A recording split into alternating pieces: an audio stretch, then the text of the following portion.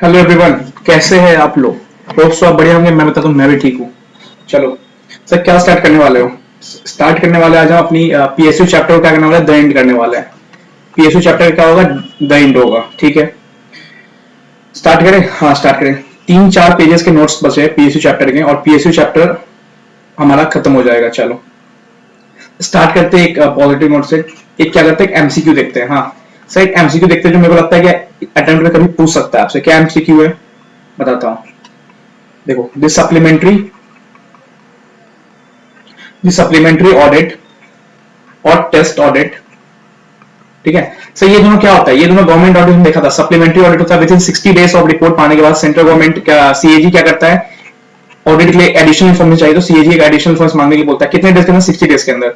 Test audit क्या होता है, सीएनडीजी खुद कंडक्ट करता है टेस्ट ऑडिट। ठीक है, तो सप्लीमेंट्री ऑडिट और टेस्ट ऑडिट सुनते जाओ। सप्लीमेंट्री ऑडिट और टेस्ट ऑडिट जो कंडक्ट कौन करता है, सीएनडीजी, कंडक्टेड बाय सीएनडीजी। ठीक है, इज इन नेचर देखो बहुत इंपॉर्टेंट है, एमसीक्यू के लिए बहुत इंपॉर्टेंट है। 2 नंबर का एमसीक्यू आपको ये देके जा सकता है। ठीक है, तो is in nature of efficiency come performance appraisal. ठीक है, इसको नोट कर लेना, कहीं भी नोट करना, बहुत इंपॉर्टेंट है। 2 नंबर का एमसीक्यू सर आ सकता है इस पे। देखा हूं 2-3 जगह क्वेश्चन बैंक में सब देखा हूं, 2-3 नंबर का आ सकता है। तो सप्लीमेंट्री और टेस्ट ऑडिट को ना जो सीएजी कंडक्ट करता है वो किस नेचर का होता है, इफिशिएंसी कम परफॉर्मेंस अप्रेजल। याद रखना, इफिशिएंसी कम परफॉर्मेंस अप्रेजल। चलो ये तो एमसीक्यू था। चलो अब स्टार्ट करते हैं, हमारा जो चैप्टर पेंडिंग था वहां से स्टार्ट करते हैं। हमने देखा कि परफॉर्मेंस ऑडिट क्या होता है। परफॉर्मेंस ऑडिट क्या करते हैं, हम एविडेंस को एग्जामिन करते हैं, जो हो चुका था उसको एग्जामिन करते और चेक करते हैं कि हमारे लिए बेस्ट अल्टरनेटिव फ्यूचर के लिए क्या होगा। जैसे यहाँ पे हम 3 चीज को एड्रेस करते हैं। कौन कौन 3 चीज, 3E। 3 मतलब economy, efficiency and effectiveness. Economy क्या होता है, इकोनॉमी सिंपल सी बात, आप कोई कॉस्ट लगा रहे हो और आपको बेटर क्वालिटी मिल रहा है तो ऐसा लगाओ। देखो, ए आपको कोई 100 रुपीज का सामान दे रहा है और बी भी 100 रुपीज का सामान दे रहा है, बट ए उस 100 रुपीज सामान में आपको बेटर क्वालिटी दे रहा है। तो अब ऑब्वियसली बात है, आप कहां जाओगे, ए के पास जाओगे। से क्यों जाओगे, वो आपको मतलब सिंपल सी बात है, सेम प्राइस पे बेटर क्वालिटी दे रहा है। तो खुद के जो भी गवर्नमेंट के एक्सपेंडिचर में उसमें क्या हो, इकोनॉमी लाओ। इफिशिएंसी क्या होता है, efficiency is denote with input output ratio. मतलब आप कम इनपुट लगा के मैक्सिमम आउटपुट अचीव करो। सर एग्जांपल क्या हो सकता है, एग्जांपल हमारे स्टडीज क्या होता है भाई, 8 घंटा लगा के एक अच्छा चैप्टर घिस दो। अब कोई बच्चे क्या करते हैं, 12 घंटा पढ़ते हैं, बोलते हैं मैंने 4 क्वेश्चन किया। तो 4 question is not your efficient. खुद की एफिशिएंसी को इंक्रीज करो। ठीक है, तो ये सब एग्जांपल दिमाग में बैठनी चाहिए कि efficiency denotes to input output ratio. Otherwise last में क्या आता है, इफेक्टिवनेस। इफेक्टिवनेस आपके डिजायर्ड रिजल्ट को अचीव करने के गोल्स को करते हैं। मतलब आपका आउटपुट, आपने जो गोल सेट किया, मतलब आपका बजट और आपका एक्चुअल दोनों के कंपैरिजन होता है इफेक्टिवनेस का, कितने इफेक्टिव हो। आपने पढ़ा इतना, आप एग्जाम में आया 70 नंबर, आपने 80 का अटेम्प्ट किया, आपको 70 नंबर आया, तो आपको इफिशिएंसी को, इफेक्टिवनेस को आपको डिनोट करता है। ठीक है, अब इसको आगे बढ़ते हैं, क्वेश्चन आता है। अब क्वेश्चन में देखो, सारे चीज हम क्वेश्चन में लेंगे। ठीक है, क्वेश्चन में लेते हैं। आज ये चैप्टर खत्म करेंगे, थोड़ा बड़ा वीडियो जाएगा, कोई बात नहीं, आज मैं इसको खत्म करके जाऊंगा। ठीक है, क्वेश्चन आता है, what are the objective of performance audit. और आपसे पूछ दिया कि भाई परफॉर्मेंस ऑडिट हम क्यों कर रहे हैं, तो हम ऑडिट क्यों करते हैं, हम गलतियां पता करने के लिए फाइनेंशियल ऑडिट करते हैं। हाँ कह सकते हैं कि हाँ कहां कहां गलतियां हुई है मैनेजमेंट में, फाइनेंशियल स्टेटमेंट बनाने में। ठीक है, वहां पे हम गलतियों को ढूंढते हैं, पता करते हैं, उसको ठीक करते हैं। तो परफॉर्मेंस ऑडिट क्या होता है, हमारा दिमाग क्या होता है परफॉर्मेंस ऑडिट में कि हम गलतियां ढूंढे, नहीं। परफॉर्मेंस ऑडिट हमें ये डिनोट करता है, और ये परफॉर्मेंस ऑडिट का मेन ऑब्जेक्टिव क्या है वो हम देखते हैं। पहले मैं लिखता हूं, उसको समझाता हूं। चलो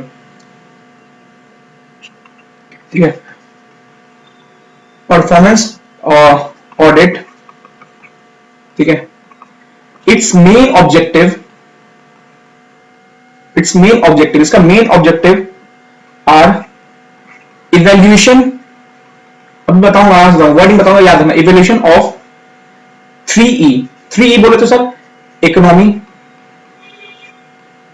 एफिशिएंसी एंड इफेक्टिवनेस। ठीक है, तो यहां पे सिंपल बात है, किसी को शाइन करना, आप इकोनॉमी, एफिशिएंसी, इफेक्टिवनेस और लैक कर रहे हो ना, उसको इवेल्युएट करना। कहते नहीं है, आपने नंबर इवेल्युएट किया तो उसको ठीक करना, एफिशिएंसी, इफेक्टिवनेस और इकोनॉमी। क्योंकि मेन एड्रेस हम परफॉर्मेंस ऑडिट में इसी 3 इशू को तो एड्रेस करते हैं, तो इसी 3 एड्रेस इशू क्या करना, हमें इवेल्युएट करना। ठीक है, हमने यहां देखा efficiency of policy of organisation, जो भी कंपनी की ऑर्गेनाइजेशन की पॉलिसी है उसमें जो 3E में गलतियां आ रही है उसको इवेल्युएट करना। ठीक है, चलो सर, और इसका ऑब्जेक्टिव क्या होता है, इसके ऑब्जेक्टिव के पार्ट। देखो मेन आपसे कोई पूछ देगा परफॉर्मेंस ऑडिट क्यों करा रहे हो, तो भैया जो 3E होता है ना, 3E इसके जो पॉलिसी कंपनी में 3E रिगार्डिंग जो लग चुका है ना, उसको इवेल्युएट करना। तो अब ये नहीं बोलते हमारा मेन परफॉर्मेंस ऑडिट करने का ऑब्जेक्टिव क्या है कि जो भी डिफिशियंसी है उसको पता करना। देखो पता करना है, बट मेन ऑब्जेक्टिव क्या है, पहले पता करके ठीक है इवेल्युएट करना। आपको जो 3E है ना उसको इवेल्युएट करना, बार 3 को इवेल्युएट करना। 3 बहुत इंपॉर्टेंट है परफॉर्मेंस ऑडिट में। ये 3E याद है ना, एफिशिएंसी, इकोनॉमी, इफेक्टिवनेस, तो आपका परफॉर्मेंस ऑडिट इजीली हो जाएगा। चलो, और इसके मेन ऑब्जेक्टिव में आपको क्या लिखना है, and also give time to time reporting to TCWG और मैनेजमेंट।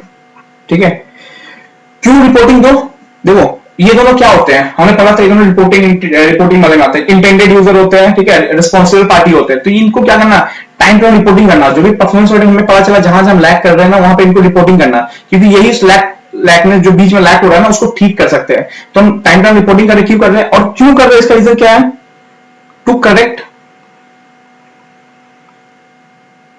इश्यूज कौन से इश्यूज, सब 3 हम पढ़ा था, 3E का एड्रेस करते, ठीक है।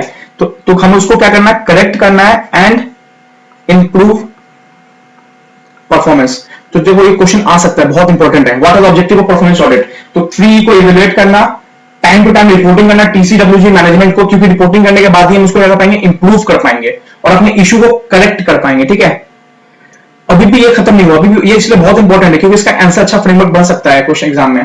ठीक है, अभी भी चल रहा है। And it gives more focus on those area which सुनो कैन ऐड, दो बहुत important, add value and take. देखो ये एमसीक्यू बन सकता है, ठीक है, कि परफॉर्मेंस ऑडिट का मेन रीजन क्या करवाने का, वो क्या करेगा, वो उस एरिया में फोकस करेगा ना जहां पे आपका क्या हो सकता है, इंक्रीज कुछ हो सकता है, अप्रेजल मिल सकता है आपको। ठीक है, तो वहां उस परफॉर्मेंस ऑडिट करने का मतलब ये हुआ कि हम उस एरिया को पता कराए जहां पे क्या हमारा वैल्यू का, ऑर्गेनाइजेशन का क्या वो बढ़ सकता है। मतलब ऑलरेडी यहाँ पे 10 खड़े हैं ना, उसको 11 कर सकते हैं और एप्रोप्रिएट एक्शन ले सकते हैं वहां पे। तो ये आपको याद रखना चाहिए, performance audit just like not पता करना कि हाँ आप कहाँ का डेफिशिएंट हो, वो पता करना है, बट उसको ठीक करना परफॉर्मेंस ऑडिट के पार्ट में है, और उस एरिया में ज्यादा फोकस करना जहां पे हमें वैल्यू प्रोवाइड हो फ्यूचर में।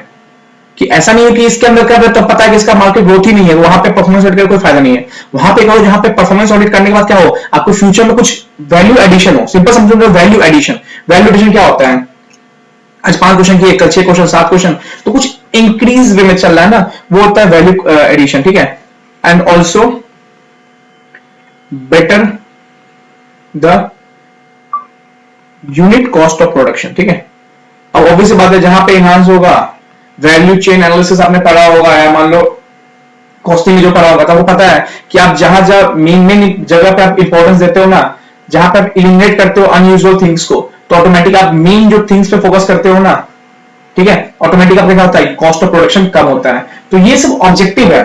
ऑब्जेक्टिव किसके है, परफॉर्मेंस ऑडिट कराने के क्या ऑब्जेक्टिव है। तो ये क्वेश्चन एक बन सकता है अच्छा, परफॉर्मेंस ऑडिट कराने का ऑब्जेक्टिव। चलो अब हमने क्या किया, परफॉर्मेंस ऑडिट अच्छा क्वेश्चन बन सकता है, वही बोलना। अब हम नेक्स्ट क्वेश्चन लेते हैं, ठीक है, planning for performance audit.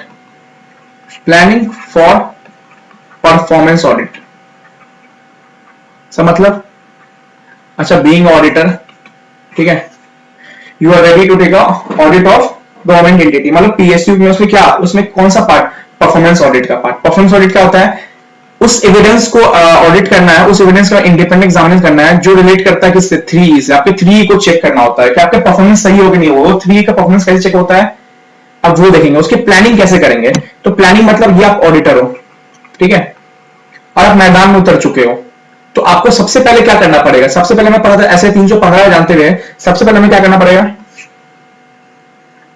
Understand the entity. आप डायरेक्ट उतर के अंधाधुंध काम नहीं कर सकते।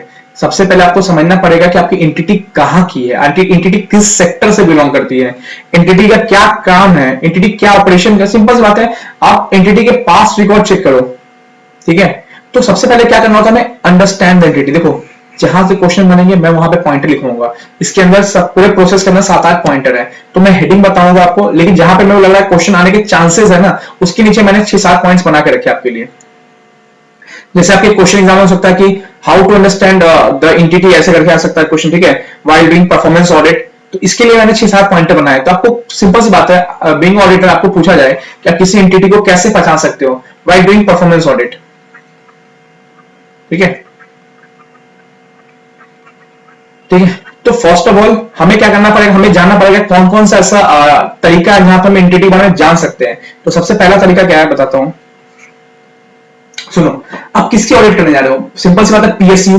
पीएसयू में किसकी ऑडिट करने जा रहे हो, परफॉर्मेंस ऑडिट करने जा रहे हो। तो हम परफॉर्मेंस ऑडिट करने जा रहे हो, वो पीएसयू है, तो ऑब्वियस बात है वो बहुत गवर्नमेंट बड़ा सेक्टर हो। गवर्नमेंट सेक्टर हमेशा मीडिया में आते रहता है, क्या रेलवे में ये हो गया, इंश्योरेंस वाले कंपनी में ये हो गया। तो आप सबसे पहले क्या कवर करोगे, आप सबसे पहले कवर करोगे मीडिया कवरेज। मीडिया कवरेज में क्या क्या आएगा, न्यूज़पेपर्स। तो ये लिखना नहीं है, ये नहीं लिखना जो मैं बता रहा हूं, न्यूज़पेपर, टेलीविजन। तो अब सिंपल सी बात है ना, आप गवर्नमेंट ऑडिट के पीएसयू को ऑडिट करने जा रहे हो और वो परफॉर्मेंस ऑडिट है, तो आप पहले क्या आपको अंडरस्टैंड करना है एंटिटी को। तो आप न्यूज़पेपर में चेक करो कि एंटिटी में लेटेस्ट कुछ न्यूज आया कि नहीं आया है। सेकंड क्या, मीडिया में चेक करो, टेलीविजन में चेक करो कि हाँ भाई रेलवे में क्या चल रहा नहीं चला। तो एक रेलवे या कुछ भी गवर्नमेंट सेक्टर में क्या चल रहा है, तो आप एक अंडरस्टैंड कर सकते हो किसी चीज को, ठीक है। सेकेंड पॉइंट क्या आता है, ये तो सबको पता है, past audit. Past audit simple सी बात है, पास्ट ऑडिटर से क्या मांग लो, ऑडिट रिपोर्ट मांग लो, उसके डॉक्यूमेंट्स मांग लो। तो इससे क्या कर सकते हो, एक एंटिटी बारे में आइडिया हो जाता है कि हाँ पास्ट ऑडिटर ने ऐसे ऐसे काम किया था, ठीक है। थर्ड क्या है, डॉक्यूमेंट्स ऑफ एंटिटी। सर अब एंटिटी के डॉक्यूमेंट्स मतलब जिसके ऑडिट करना है उसके डॉक्यूमेंट्स, क्या क्या डॉक्यूमेंट्स के अंदर आ सकते हैं, मिनट्स बुक, ठीक है, एमओए, एओए। तो ये सब क्या, सिंपल सी बात, अब अंडरस्टैंड। हमने सीएफएस बताया था कि आप पैरेंट कंपनी रिस्पांसिबिलिटी क्या होती है। पैरेंट कंपनी रिस्पांसिबिलिटी का मतलब मैंने क्वेश्चन बताया आपको कि कैसे आप कंफर्म कर सकते हो कि उसमें जो यूनिट्स के नाम बताया वो सही नहीं है। तो सिंपल बात है, रजिस्टर चेक करो, इंक्वायरी करो मैनेजमेंट साथ। तो सिंपल वही है कि एंटिटी को अंडरस्टैंड करना है। तो मीडिया कवरेज चेक करो, सिंपल सी बात है, गवर्नमेंट सेक्टर है, मीडिया कवरेज का कुछ इंफॉर्मेशन मिलेगा ही आपको। पास्ट ऑडिट रिपोर्ट चेक करो, ऑडिट रिपोर्ट चेक करो, उसके डॉक्यूमेंट चेक करो ऑडिटर के। ऑडिटर ने अपना वर्किंग पेपर बनाया होगा, वो देने को रेडी है, तो उसके ऑडिट रिपोर्ट के वर्किंग पेपर चेक करो। थर्ड क्या है, डॉक्यूमेंट्स ऑफ एंटिटी। मतलब सर डॉक्यूमेंट्स ऑफ एंटिटी क्या होता है, कोई कंपनी है उसके डॉक्यूमेंट्स क्या क्या होंगे, सिंपल सी बात है, एमओए बनाया होगा उसने, एओए बनाया होगा इसने, मिनट्स बुक होंगे उसके, मिनट्स जनरल मीटिंग के बाद। तो ये सबसे क्या पता चलेगा, हमें एक अंडरस्टैंड मिलता है कि कंपनी कितने पानी में है या कंपनी किस प्रोग्रेस में चल रही है। अंडरस्टैंडिंग तो करना सबसे पहले, उतरते हमें अंदर ऑडिट करने नहीं निकलना है, ठीक है। फोर्थ क्या है, लेजिस्लेटिव डॉक्यूमेंट्स। से ये क्या होता है सुनो, ये होता है पार्लियामेंट वाले डॉक्यूमेंट्स। मान लो इंश्योरेंस कंपनी बनी, इंश्योरेंस कंपनी को IRDAI एक्ट वो करता है, ऑथराइज करता है। तो उस एक्ट में क्या क्या पार्लियामेंट डॉक्यूमेंट्स, मतलब क्या क्या पार्लियामेंट में क्वेश्चंस आए, पार्लियामेंट में क्या क्या क्वेश्चंस आए, ठीक है, डिबेट्स हुए, ठीक है। तो ये सब क्या करो, ये सब अंडरस्टैंड करो। लेजिस्लेटिव डॉक्यूमेंट्स की पार्लियामेंट में आपके एक्ट के द्वारा कुछ रखा गया, या मान लो किसी सेक्टर द्वारा कुछ लड़ाई हुआ, जैसे गवर्नमेंट सेक्टर में कुछ रिगार्डिंग कुछ लड़ाई हुआ, पार्लियामेंट में जो जो बातें रखी गई, लेजिस्लेटिव डॉक्यूमेंट्स है भाई। तुम गवर्नमेंट कंपनी है, तुम पीएसयू ऑडिट करने जा रहे हो, पीएसयू ऑडिट करने जा रहे हो, ऑब्वियस बात है किसी न किसी आईडीआई एक्ट या कहीं ना कहीं एक्ट्स बनी होगी, तो उसके लेजिस्लेटिव डॉक्यूमेंट्स चेक करो। फिफ्थ क्या है, फिफ्थ को बोल दिया गया अलग से, देखो फिफ्थ तो मेरे को लगता है इसी का पार्ट होना चाहिए, डॉक्यूमेंट्स ऑफ एंटिटी, बट इसको अलग से क्या बोल दिया, पॉलिसी ऑफ कंपनी। सब बहुत सारी पॉलिसी बनती है कंपनी की। आप किसी कंपनी के इंटरनल ऑडिट करने जाओगे ना, या कुछ भी ऑडिट करने जाओगे ना, आप सबसे पहले पॉलिसी मांगोगे। पॉलिसी क्या होता है, किसी आदमी को मेडिकल लीव चाहिए तो कंपनी में ना एचआर पॉलिसी बना होगा। किसी आदमी को आईटी का चेक करना है, कितने महीने तक बैकअप रखना है अपने सिस्टम का, तो कंपनी में आईटी पॉलिसी बना होगा, ठीक है। किसी कंपनी का इंश्योरेंस कैसे लेना है, कितने टाइम से लेना है, कितने टाइम में रिन्यूअल कराना है, किस किस एसेट्स को इंश्योरेंस के लिए बेचना है, उसके लिए क्या होगा, फाइनेंशियल सेक्टर में इंश्योरेंस पॉलिसी बना होगा। तो हर सेक्टर में कुछ ना कुछ पॉलिसी है। इंटरनल ऑडिट में आप प्रैक्टिकल करोगे ना, तो आप सबसे पहले आप किसी कंपनी से पॉलिसी मांगोगे उसके, फिर उस पॉलिसी के वे यूज करते हुए ना आप सारे एविडेंस को गो थ्रू करोगे कि हाँ इस कंपनी ने 24 मंथ तक बैकअप क्यों नहीं रखा अपने आईटी डिपार्टमेंट वालों ने। तो कंपनी का कोई पॉलिसी होता है, पॉलिसी को चेक करना बहुत जरूरी है। अंडरस्टैंड कर पाओगे कंपनी का पॉलिसी के बाद एविडेंस ले लो, चेक करो कि कंपनी का पॉलिसी पे सही से काम हो रहा है कि नहीं हो रहा है। और पॉलिसी डिसाइड करता है, प्री रिटन पॉलिसी डिसाइड करता है कंपनी कितनी कंपनी कितनी इंटरनल कंट्रोल कंपनी कितनी स्ट्रांग है, क्योंकि पॉलिसी नहीं होगा ना तो बहुत सारे लैक हो सकते हैं इंटरनल कंट्रोल में, तो एक प्रॉपर पॉलिसी होगा। तो इसके तो यहां से कहां क्वेश्चन बन सकता है, मैं टाइम दूंगा। तो अंडरस्टैंड करना एंटिटी को, कैसे अंडरस्टैंड कर सकते हैं? Through media coverage, through past audit, through documents of entity like minutes book, MOA, AOA, through legislative documents and last policy of company. ठीक है, चलो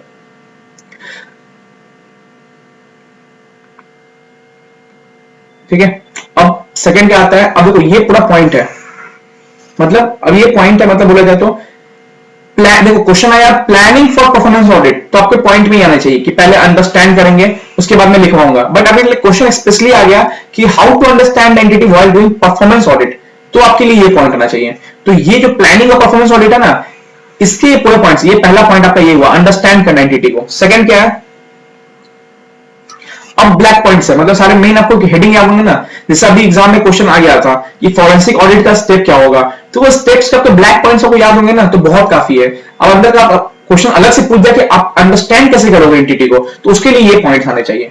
ठीक है, तो ये प्लानिंग पूरा वास्ट हुआ, उसके अंदर का पॉइंट हुआ अंडरस्टैंड का क्वेश्चन आ गया, तो उसके अंदर ये आना चाहिए। ठीक है, चलो अब सेकंड पॉइंट क्या होगा? पहले आपने मान लो एंटिटी ये ऑडिट आया, सबसे पहले क्या किया? अंडरस्टैंड किया। उसके बाद क्या किया और उसके बाद क्या किया वो हम देखेंगे। ठीक है, सेकंड क्या है? Define the scope and objective. Obvious बात है यार, सुनो, आप किसी कंपनी को ऑडिट करने जा रहे हो ना, तो आपके पास पहले से वो प्री डिटरमाइंड स्कोप दे देंगे कि हाँ तुम इसी स्कोप के आगे नहीं जाओगे ऑडिटर। क्यों? क्योंकि तुम्हारा कंट्रोल नहीं है वहां पे।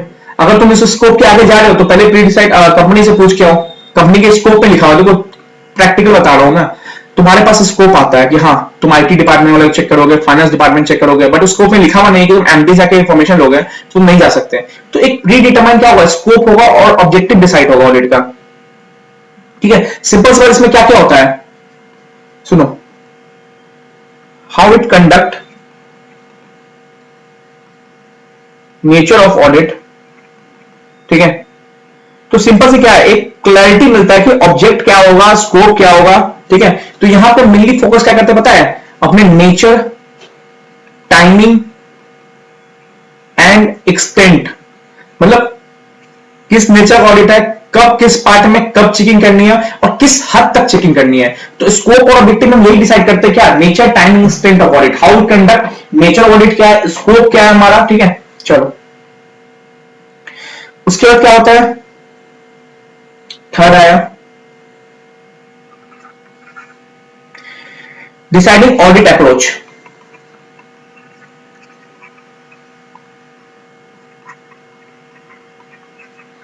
ऑडिट अप्रोच मतलब सुनो,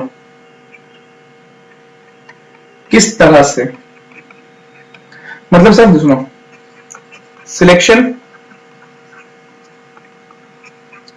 of right approach may used for conducting audit in an efficient manner। Simple सी बात है, आपको बोल दिया जाए आपकी अप्रोच क्या है, आप आरटीबी करके जाओगे? हाँ करके जाऊंगा। स्टडी मैट करके जाओगे? हाँ करके जाऊंगा। तो आपका अप्रोच डिसाइड करता है, आप किसी के ऑथर की बुक पढ़ के जाओगे या स्टडी मैट पढ़ के जाओगे। तो आपको कैसा अप्रोच करना है ऑडिट करने से, मतलब किस किस टेक्निक्स का यूज करना है कि जिसको आप ऑडिट को एफिशिएंट में कर पाओ, मतलब कम इनपुट लगा के अच्छा खासा आउटपुट कर पाओ। तो सिंपल पढ़ाई में यही होता है ना, स्टडी में करके जाओ अच्छे से, इनपुट कम लगता है बट आउटपुट अच्छा निकलेगा। अब 40 ऑथर की बुक लेके बैठ जाओगे तो मेरे को नहीं लगता कि, छोड़ो बोलना बेकार है। ठीक है, तो इसमें यही होता है कि हम ऑडिट अप्रोच क्या लगाना है हमें वो डिसाइड करते हैं यहाँ पे। सर ऑडिट अप्रोच में कुछ पॉइंट होंगे, हाँ कुछ पॉइंट है। अगर एग्जाम में क्वेश्चन आ गया कि सिंपल, देखो मैं जहां क्वेश्चन होता है वहां पर टिक मारते हैं ना कि यहाँ पे क्वेश्चन आ सकता है, क्योंकि जहां पॉइंटर्स रहते हैं ना ऐसे वहां घुमाता है। तो आपसे पूछ दिया कि ऑडिट अप्रोच में किस किस टेक्निक्स का यूज करोगे, तो अब देखो मैं 5-6 नाम बताता हूं, याद करना हो कर लेना, इसमें समझने लायक कुछ नहीं है, 5-6 नाम बताता हूं। ठीक है, चलो ऑडिट अप्रोच का ही है। ठीक है, सुनो, एनालिसिस ऑफ रिजल्ट्स। ठीक है, लाइक इनपुट आउटपुट रेशियो का एनालिसिस। देखो सिंपल से बोल रहा है, आप क्या करो, आपकी ऑडिट अप्रोच क्या है, आप क्या करो, रिजल्ट्स जो आते हैं ना, रिजल्ट्स फाइनल रिजल्ट मतलब सब्जेक्ट मैटर इंफॉर्मेशन जो फाइनल निकलता है उसको क्या करो, एनालाइज कर दो।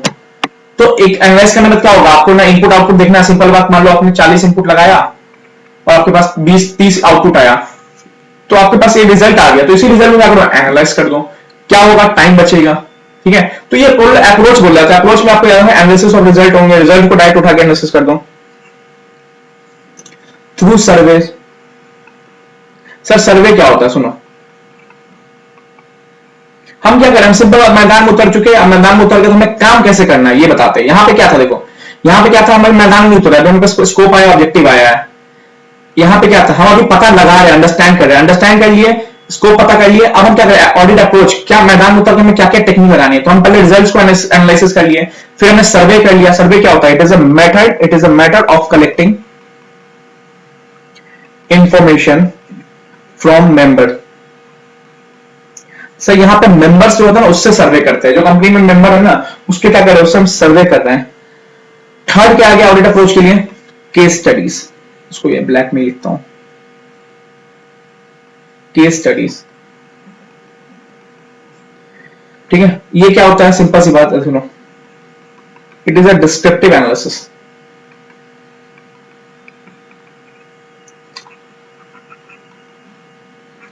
Through which we can refer books and case scenarios। Simple सी बात है, मान लो आपकी कंपनी में कुछ प्रॉब्लम फंसा तो आप केस स्टडीज की हेल्प कर लो, बुक्स को, तो सिंपल से बताना, आपके ऑडिट अप्रोच क्या होता है, आपने रिजल्ट्स को एनालिसिस कर लिया, सर्वे कर लिया, सर्वे मतलब क्या, सर्वे मतलब क्या, मेंबर्स से डायरेक्ट इंक्वायरी कर लिया, क्वेश्चंस पूछ लिया। ठीक है, चौथा क्या होगा, देखो मैं जो भी बता रहा हूं वहां पे आपको याद करना पड़ेगा, इतना तो आपको याद करना पड़ेगा, मैं प्रॉपर आपके पास रिफाइन करके दे दिया हूं, थोड़ा समझा रहा हूं, बट आपको याद करने का काम आप करना। चौथा क्या हुआ, quantitative analysis. Quantitative analysis, sir ये क्या हुआ, ये हुआ pure financials. Pure financial, sir pure financial मतलब ईपीएस की एनालिसिस, प्रॉफिट बिफोर टैक्स की एनालिसिस, प्रॉफिट आफ्टर टैक्स की एनालिसिस। तो यहां पर ये प्योर क्या होता है, प्योर अकाउंटिंग है, ये प्योर फाइनेंशियल है, मतलब it involves examination of available data relating to financial like EPS ratio। ठीक है, चार मैंने बताया, अगले एग्जाम में क्वेश्चन आ गया कि डिसाइडिंग ऑडिटिंग अप्रोच, तो क्या होगा, surveys, case studies, quantitative analysis, चौथा क्या है, एनालिसिस ऑफ रिजल्ट्स। तो ये चार तो आप लिख के आ जाओगे। ठीक है, चलो हमने 3 स्टेप में देख लिया। देखो स्टेप में आ सकता है, एक क्वेश्चन आता है, बताता हूं कि शुगर इंडस्ट्री की परफॉर्मेंस ऑडिट करनी है, तो ये लिख के मत आना कि शुगर इंडस्ट्री का कॉस्ट चेक किए, शुगर इंडस्ट्री चेक किए, क्वेश्चन को पकड़ना सीखो। क्या पूछ रहा है आपके, शुगर इंडस्ट्री की परफॉर्मेंस ऑडिट, तो क्या स्टेप होने वाले आपके, तो स्टेप में आपको ये समझना चाहिए, ये नहीं कि शुगर इंडस्ट्री का बैलेंस शीट चेक कर ली, नॉर्मल बच्चे ये लिख के आते एग्जाम में, नहीं, वो बिल्कुल शुगर इंडस्ट्री का नाम ही नहीं आना चाहिए इसमें, मतलब आपके पास एक प्रॉपर आंसर होना चाहिए कि हाँ, अगर कोई परफॉर्मेंस ऑडिट की प्लानिंग कर रहा है तो उसके लिए होना चाहिए, पहले अंडरस्टैंड करेंगे एंटिटी को अपने केबिन में बैठ के, फिर क्या करेंगे, केबिन में बैठ के स्कोप मंगाएंगे, अब हम उतरेंगे मैदान में, मैदान में उतरेंगे, क्या करेंगे, अपना डिसाइडिंग ऑडिट अप्रोच करेंगे कि क्या क्या टेक्निक लगाना है, तो हमने चेक किया कि रिजल्ट्स को एनालिसिस करेंगे, सर्वे करेंगे, केस स्टडी करेंगे, क्वांटिटेटिव एनालिसिस करेंगे, इट्स अ प्योर फाइनेंशियल्स, मतलब हम इसमें प्योर क्या कर रहे हैं, ईपीएस रेशियो देख रहे हैं, फाइनेंशियल्स देख रहे हैं, एग्जामिन कर रहे हैं। अब पांचवा पॉइंट आता है, सर पांचवा पॉइंट बोले तो सॉरी चौथा पॉइंट आता है, सर कौन चौथा पॉइंट, इसका नहीं, इसका चौथा पॉइंट, ये जो चल रहा है ना हमारा स्टेप सेकंड थर्ड, ये चौथा पॉइंट, ये प्योर एक प्लानिंग चल रहा है। चौथा पॉइंट क्या आता है, सुनो, ये खत्म हो गया यहां तक, आपसे कोई डिसाइडिंग ऑडिट पर पूछ दिया, इतना लिख के आ जाना, 3-4 नंबर क्वेश्चन आ सकता है। चलो चौथा पॉइंट क्या आएगा, डेवलपिंग। अब आपने सारा एनालिसिस कर लिया, सारा अप्रोच लगा लिया, अब क्या करोगे आप, डेवलपिंग ऑडिट क्वेरीज। ऑब्वियस बात आपके पास क्या आएंगे, ऑडिट क्वेरीज आएंगे कि भाई ये ईपीएस में तुमने ऊपर नीचे कैसे हो गया, या मान लो आपने सर्वे देखा, सर्वे के थ्रू आपके मेंबर ने कुछ और बताया, आपके डेटा कुछ और था, या मान लो आपने केस स्टडी पढ़ा, या केस स्टडी जजमेंट कुछ और था, आपका जजमेंट कुछ और है, या आपने क्या किया, आपने रिजल्ट्स को एनालिसिस किया, इनपुट आउटपुट रेशियो इतना खराब क्यों आ रहा है, तो आप क्या करोगे, क्वेरी बनाओगे, ऑडिट क्वेरीज बनाओगे। ठीक है, क्वेश्चन डेवलप करोगे, तो एक पूरा प्रोसेस है। ठीक है, तो एक क्या आएगा, एक चेकलिस्ट में जाएगा कि आप क्या करोगे, कंपनी को भेजोगे, या चेकलिस्ट ऑडिटर क्या आता है, क्वेश्चनर भेजोगे। ठीक है, आप बोलोगे ईपीएस ऐसा क्यों है, यस या नो, क्वेश्चन में जाएगा, मतलब कि आपने क्या कंपनी ने लोन रखा है, यस या नो, तो एक क्वेश्चन में जाएगा, क्योंकि हमने सब कुछ तो कर लिया, हमने मैदान में उतर के हमने एनालिसिस भी कर लिया, सब कुछ कर लिया, अब एक क्वेश्चन बनाओगे ना। जैसे हम क्या करते हैं इंटरव्यू में, क्या करते हैं, एक ड्राफ्ट रिपोर्ट बनाते हैं। अब जब ड्राफ्ट रिपोर्ट कंपनी में जाता है ना, तो कंपनी चेक करती है, अच्छा ये सब हुआ है, तो ऑडिटर ने ऐसे क्वेश्चन पूछे हैं, तो अब एक क्वेश्चन फ्रेम करके क्या दोगे, कंपनी को दोगे, कंपनी बताओ ये ऐसा क्यों हुआ है। चौथा ये हो गया। पांचवा पॉइंट इसमें ये आएगा,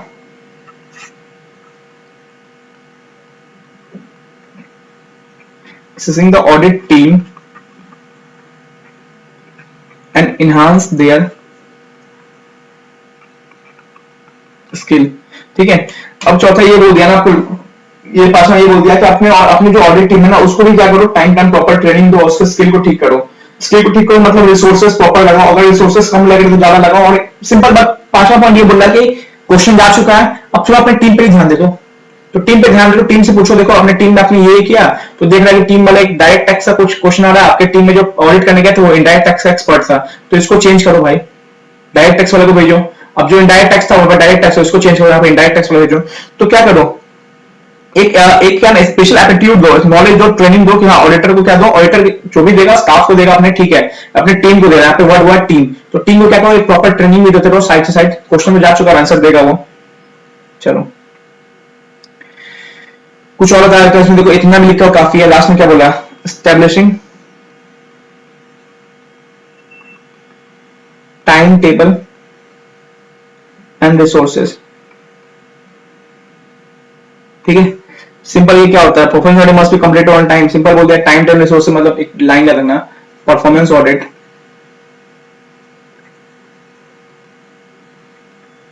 must be completed on time with optimum utilization resources।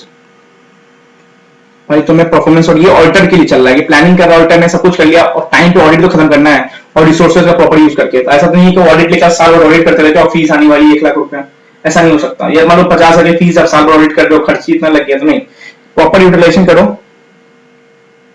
ठीक है, चलो इतना भी लिख के आ जाना, आपसे प्लानिंग पूछ दिया ना यहाँ पे, तो इतना भी लिख के आ जाओ ना, मोर देन सफिशिएंट है। ठीक है, एक बीच में यहाँ पे एक ऐड कर लेना, शायद मिस हो गया, रुक जाओ, इसको 7th कर लेना। ठीक है, 7th कर लेना, एक 6th में ना, 6th नीचे लिखवा देता हूँ, 5 6 मतलब वो, मतलब 6 मतलब बोले तो ये ऑडिट टीम देने बाद है ना, क्या होगा, एक सुनो, इसको लिख लेना, चांसेस है preparing audit design matrix, sir it's known as ADM। ये क्या होता है, सुनो ये क्या होता है, after determining the audit objective, audit approach। ठीक है, ऑडिट टीम देखो, आफ्टर जो आपने ऑडिट ऑब्जेक्टिव कर लिया, तो ऑब्जेक्टिव क्या होना है, स्कोप क्या होना है, ऑडिट अप्रोच क्या लगना है, सब कुछ हो गया। तो जो ऑडिट टीम होता है ना, audit team should prepare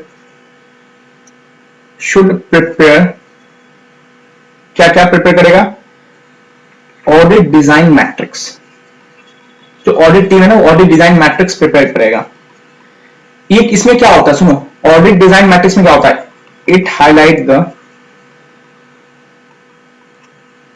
data collection and analysis method and analysis. ठीक है, it highlight the data collection, आपने डेटा कलेक्ट किया उसको क्या करना, हाईलाइट करना, एंड एनालिसिस करने के बाद क्या होता है, ऑडिट डिजाइन मैट्रिक्स बनता है। इसमें और क्या होता है, सुनो,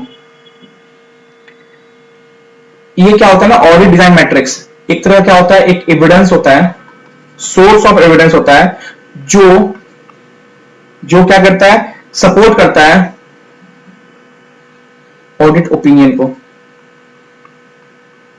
देखो सिंपल, ऑडिट डिजाइन मैट्रिक्स क्या होता है, आपने सब कुछ कर लिया, डिजाइन ऑब्जेक्टिव कर लिया, अप्रोच कर लिया, आपने क्या किया, सब कुछ कर लिया, तो ऑडिट टीम क्या करता है, प्रिपेयर करता है डिजाइन मैट्रिक्स। मैट्रिक्स क्या होता है, आप देखते होंगे बचपन में, मैट्रिक्स में ऊपर कॉलम 2 नीचे 4, तो एक प्रॉपर मैट्रिक्स बनता है। उसमें क्या हाईलाइट क्या करते हैं हम, आपने जो डेटा कलेक्ट किया ना अपने ऑडिट टीम से, अपने ऑडिट टीम में जो डेटा कलेक्ट किया ना, इंक्वायरी करके या मान लो कोई ऑडिट अप्रोच लगा के, उसको क्या करना, हाईलाइट करना, कि हमें इजिली पता चलता है कि ओपिनियन देने समय में क्या क्या पॉइंट्स को कंसीडर करना है। और क्या करना, एक तरह का क्या होता है, एक तरह का एविडेंस होता है जो हमारे ऑडिट ओपिनियन आता है ना, उसको सपोर्ट करता है। जैसे आपने ऑडिट ओपिनियन लिख दिया कि इस कंपनी की ना एफिशिएंसी इफेक्टिवनेस दोनों बहुत खराब है, तो भाई किस बेसिस बोल रहे हो, तो हमने एक ऑडिट डिजाइन मैट्रिक्स बनाया है, उसमें ये हमने देखा कि इस बेसिस हमने हाईलाइट किया है, डेटा कलेक्ट किया है, इस कंपनी में इस जगह पे ना कंपनी ने गलत कॉन्ट्रैक्ट किया है, इससे इकोनॉमी खराब हो रही है, कंपनी की एफिशिएंसी खराब हो रही है, और वो वही डेटा जो है ना हमारे ऑडिट ओपिनियन सपोर्ट करता है। कौन सा ऑडिट ओपिनियन, जो आपने बोला है कि हाँ इस कंपनी का एफिशिएंसी खराब है, तो ऑडिट डिजाइन मैट्रिक्स यही होता है।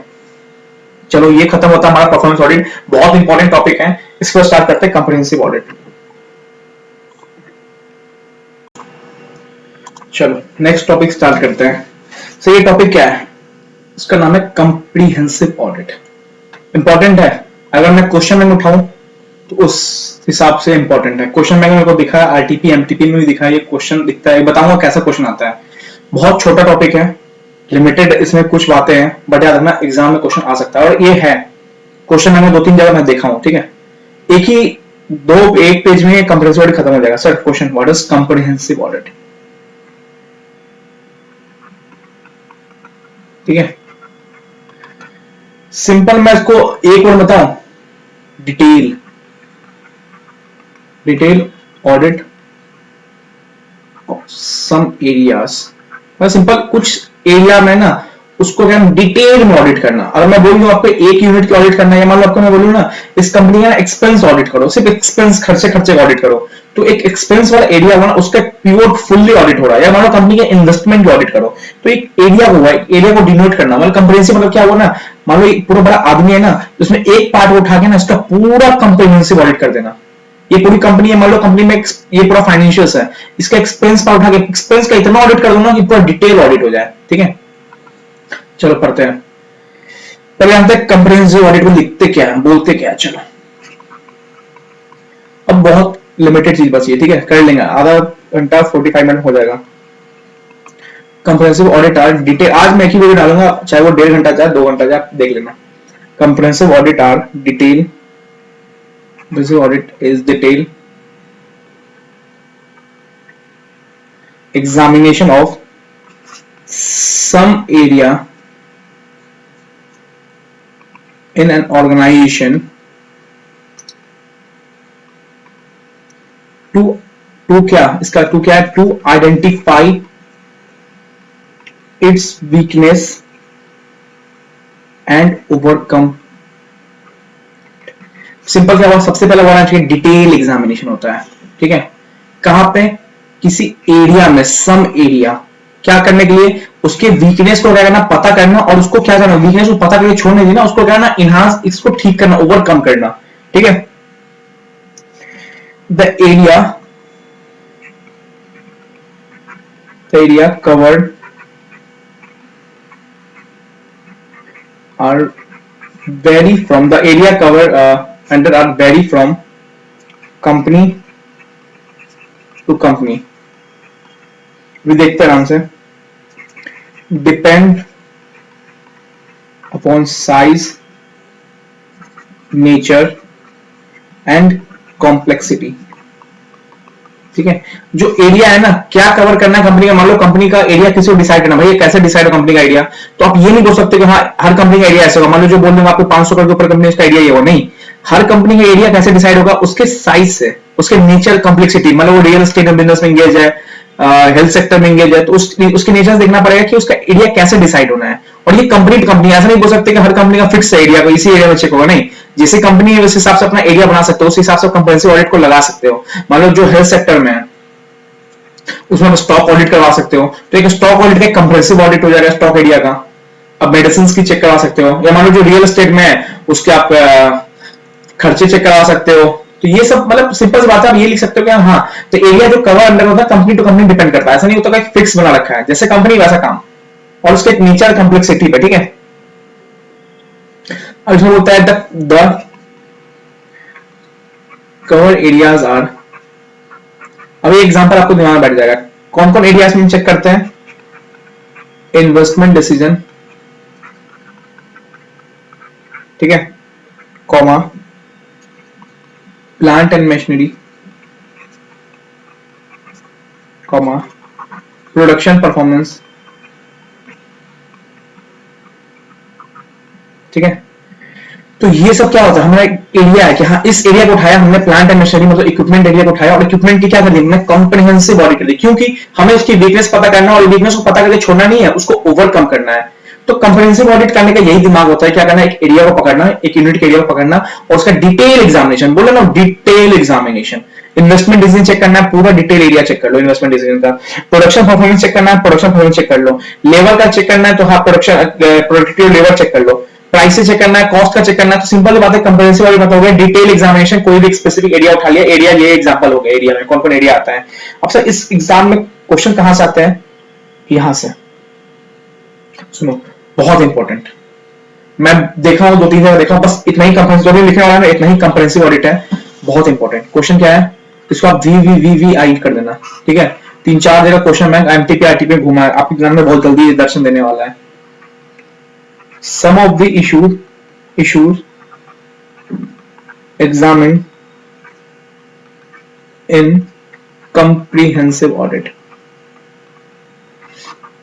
ठीक है सर। इशू एग्जामिन इन परफॉर्मेंस ऑडिट होगा तो 3E, efficiency, effectiveness, economy. Sir issue examine इन कंप्रिहेंसिव ऑडिट होगा तो पढ़ेंगे अब। तो याद रखना इशू हर जगह है, इशू वहां पे भी है, इशू यहां पे भी है, बट यहां पे कंप्रिहेंसिव ऑडिट है, वहां पे परफॉर्मेंस ऑडिट है। तो क्वेश्चन पकड़ना आना चाहिए।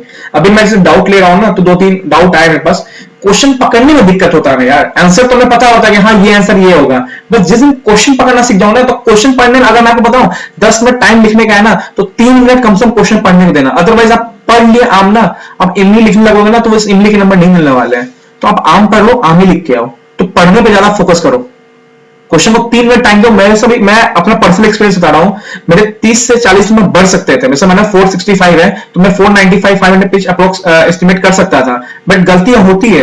एग्जाम प्रेशर में क्या होता है, हम क्वेश्चन पढ़ने में ना ध्यान कम देते हैं, तो नीचे हमें मेन याद है ना, क्वेश्चन लास्ट टाइम बहुत इंपॉर्टेंट है फाइनल एग्जामिनेशन के लिए, ठीक है।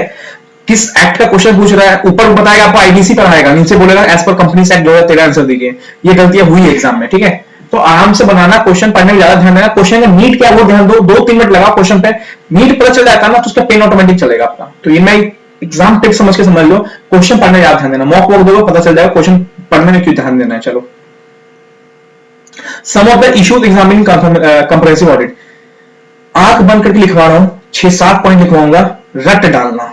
सही बोला हूं, यहां पे मैं बोल रहा हूं रट डालना। कोशिश करूंगा एक सीक्वेंस बता दूं, ठीक है। कुछ एक देते हो दिमाग में बैठ जाता है, छप जाता है, बट कोशिश करना रट डालना। सबसे पहले बताऊंगा, पॉइंट्स बताता हूं, ठीक है। इशू क्या करें, एग्जामिन कर रहे हैं। सबसे पहला पॉइंट आएगा यहां पे, project formulation and execution whether. देखो सिंपल सी बात है, यहाँ पे क्वेश्चन देना आपसे, क्वेश्चन आप क्वेश्चन पूछ रहे हो, क्योंकि आप एग्जामिन कर रहे हो कंप्रिहेंसिव ऑडिट में, इशू को एग्जामिन कर रहे हो, आप एक क्वेश्चन में क्वेश्चन डाल रहे हो कि क्या प्रोजेक्ट फॉर्मुलेशन, जो प्रोजेक्ट बन रहा है और वो बनने के बाद एग्जीक्यूट हो रहा है, वेदर साउंड और नॉट। वो साउंड और नॉट ये नहीं, म्यूजिक साउंड नहीं, साउंड और नॉट ये डिनोट करता है कि वो सही है या नहीं है। आप कंपनी ने जो प्रोजेक्ट बनाया और कंपनी ने जो एग्जीक्यूट किया, सबसे पहले कंपनी क्या बनेगा, कोई चीज कॉन्ट्रैक्ट करना है, सबसे पहले क्या प्रोजेक्ट। मैं स्टेप बाय स्टेप चलूंगा आपको, ठीक है। सबसे पहले बनेगा प्रोजेक्ट फॉर्मुलेशन, तो फॉर्मुलेशन एग्जीक्यूशन वेदर साउंड और नॉट। चलो ठीक है, प्रोजेक्ट बना। अब याद रखना, प्रोजेक्ट बनते हुए ना हम ध्यान देते हैं, क्या हमने कंट्रोल कॉस्ट कंट्रोल किया, मतलब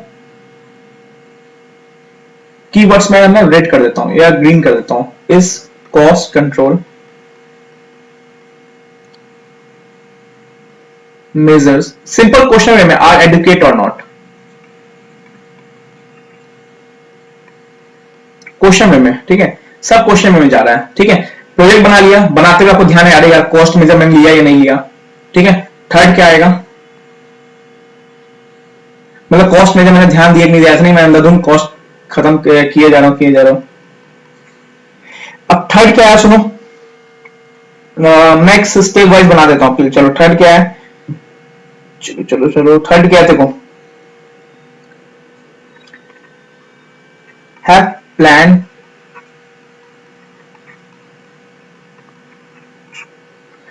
planned प्रोडक्शन और नॉट, मतलब सिंपल बात है, प्रोडक्शन जो करना था वो प्लान वे में है नहीं। ऐसा नहीं आपने ऑर्डर ले लिया और प्रोडक्शन कुछ प्लानिंग किया नहीं कि कितने मिनट क्या बनाना है क्या नहीं बनाना है, ठीक है। और इसी में और actual have a proper plan production और नॉट, ठीक क्वेश्चन में प्रॉपर प्लान प्रोडक्शन और नॉट क्वेश्चन में और इसी में और एक्चुअल सॉरी और एक्चुअल आउटपुट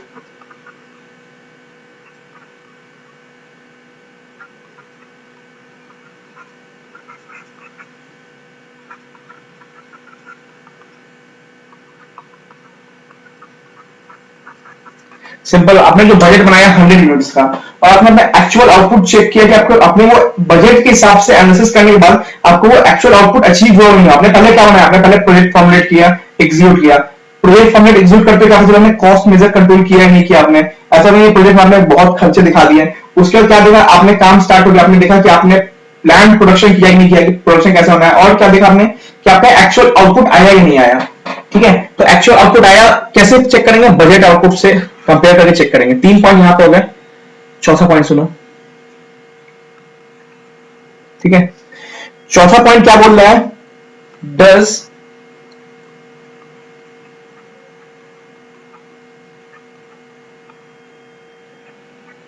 एडिक्वेट। अब मान लो अब क्या हो रहा है, सुनो, अब यहां पे आएगा R&D प्रोग्राम, मतलब sir research and development programme. मान लो आपने सामान बेच दिया, बाहर मार्केट में बेच दिया, अब मार्केट में सामान गया तो आप क्या करोगे, उस पर रिसर्च एंड डेवलपमेंट करोगे। मतलब बाहर सामान देखा, आपने क्या किया, सर्वे किया, रिव्यू किया, रिसर्च किया। देखो सब कुछ एक स्टेप पे जा रहा है। पहले आपने प्रोजेक्ट बनाया, बनाते हमने कॉस्ट चेक किया, कंट्रोल किया, फिर आपने प्रोडक्शन स्टार्ट किया, प्रोडक्शन स्टार्ट करने में आपने चेक किया कि आपका एक्चुअल आउटपुट बजट आउटपुट है कि नहीं है। अब मार्केट में बाहर सामान चला गया तो आपको कोई रिसर्च एनालिसिस टीम का डिपार्टमेंट चाहिए, मतलब यहाँ R&D का मतलब हो गया रिसर्च एंड डेवलपमेंट। आपने सर्वे रिपोर्ट किया, आपको पता चला आपके प्रोडक्ट में ना और डेवलपमेंट होना था, तो क्या आप इंटरप्राइज ने एक रिसर्च एंड डेवलपमेंट प्रोग्राम बनाया या नहीं बनाया, क्वेश्चन में जा रहा है। अब मान लो उसमें से क्या हुआ, कुछ प्रोडक्ट ऐसे गए जो खराब हो गए। ऑब्वियस बात है, कंपनी में मान लो 100 प्रोडक्ट निकालती है गाड़ी, कुछ गाड़ियां खराब हो जाती है, कुछ गाड़ियों में आग लग रही है, तो वो कंपनी के पास वापस आता है वारंटी पीरियड में। तो क्या कंपनी के पास, does enterprise have adequate repair and maintenance team or not?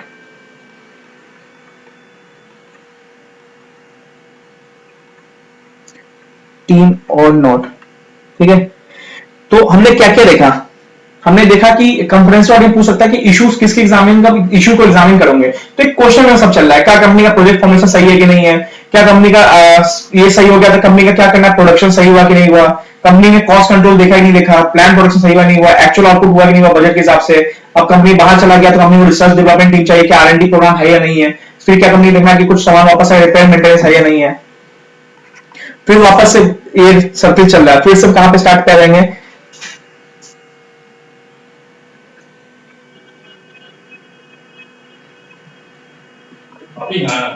हाँ। चलो नेक्स्ट टॉपिक स्टार्ट करते हैं। सो ये टॉपिक क्या है, इसका नाम है कंप्रीहेंसिव ऑडिट। इंपॉर्टेंट है, अगर मैं क्वेश्चन बैंक उठाऊं तो उस हिसाब से इंपॉर्टेंट है। क्वेश्चन बैंक मेरे को दिखा है, RTP MTP में भी दिखा है, ये क्वेश्चन दिखता है, बताऊंगा कैसा क्वेश्चन आता है। बहुत छोटा टॉपिक है, लिमिटेड इसमें कुछ बातें हैं, बट याद रखना एग्जाम में क्वेश्चन आ सकता है। और ये है क्वेश्चन बैंक में 2-3 जगह मैं देखा हूं। ठीक है, एक पेज में कंप्रीहेंसिव ऑडिट खत्म हो जाएगा। Sir question, what is comprehensive audit? ठीक है, सिंपल मैं इसको एक और बताऊं, डिटेल ऑडिट सम एरियाज। मैं सिंपल कुछ एरिया में ना उसको क्या डिटेल में ऑडिट करना। अगर मैं बोलूं आपको एक यूनिट की ऑडिट करना है, या मान लो आपको मैं बोलूं ना इस कंपनी का एक्सपेंस ऑडिट करो, सिर्फ एक्सपेंस खर्चे का ऑडिट करो, तो एक एक्सपेंस वाला एरिया होगा ना उसका प्योर फुल्ली ऑडिट हो रहा है। या मान लो कंपनी के इन्वेस्टमेंट की ऑडिट करो, तो एक एरिया हुआ, एरिया को डिनोट करना। मतलब कंप्रीहेंसिव मतलब क्या हुआ ना, मान लो पूरा बड़ा आदमी है ना, उसमें एक पार्ट उठा के ना इसका पूरा कंप्रीहेंसिव ऑडिट कर देना। ये पूरी कंपनी है, मान लो कंपनी में ये पूरा फाइनेंशियल्स है, इसका एक्सपेंस पार्ट उठा के एक्सपेंस का इतना ऑडिट कर दो ना कि पूरा डिटेल ऑडिट हो जाए। ठीक है, चलो पढ़ते हैं। पहले हम तक कंप्रीहेंसिव ऑडिट को लिखते क्या है, बोलते क्या है। चलो अब बहुत लिमिटेड चीज बची है, ठीक है, कर लेंगे, आधा घंटा 45 मिनट हो जाएगा। कंप्रीहेंसिव ऑडिट आर डिटेल, आज मैं एक ही वीडियो डालूंगा, चाहे वो 1.5 घंटा जाए 2 घंटा जाए, देख लेना। Comprehensive audit are detail, comprehensive audit is detail examination of some area in an organisation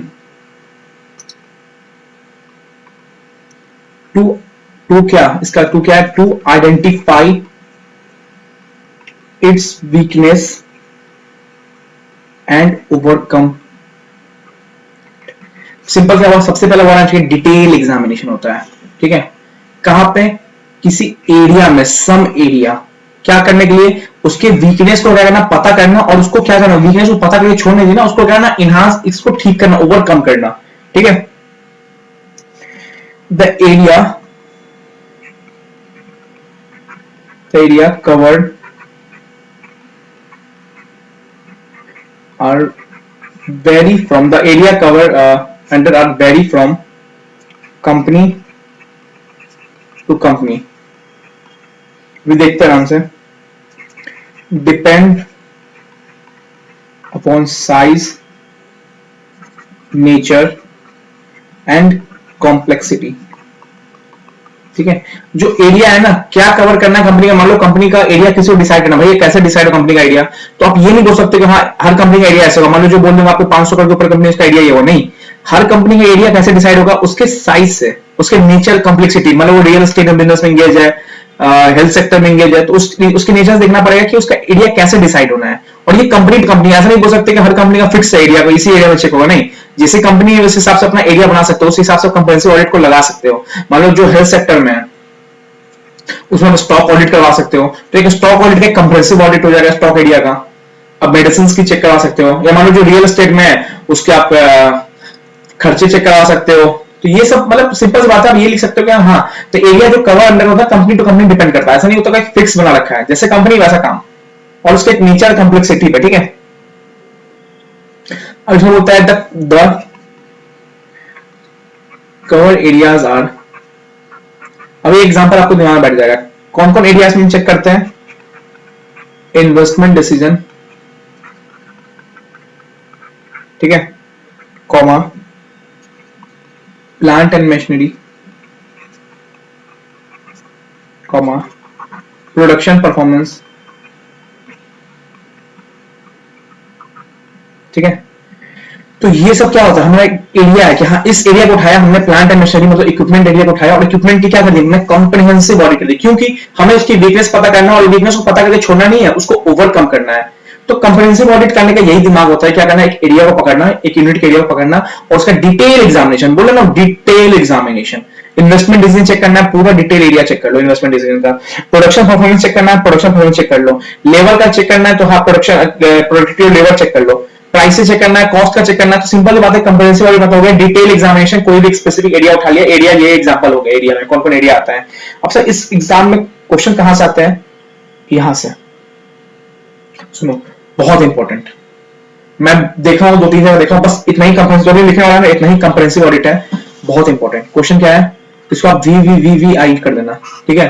3-4 जगह क्वेश्चन मैं एमटीपी आरटीपी में घुमा है, आपके एग्जाम में बहुत जल्दी दर्शन देने वाला है। Some of the issues examined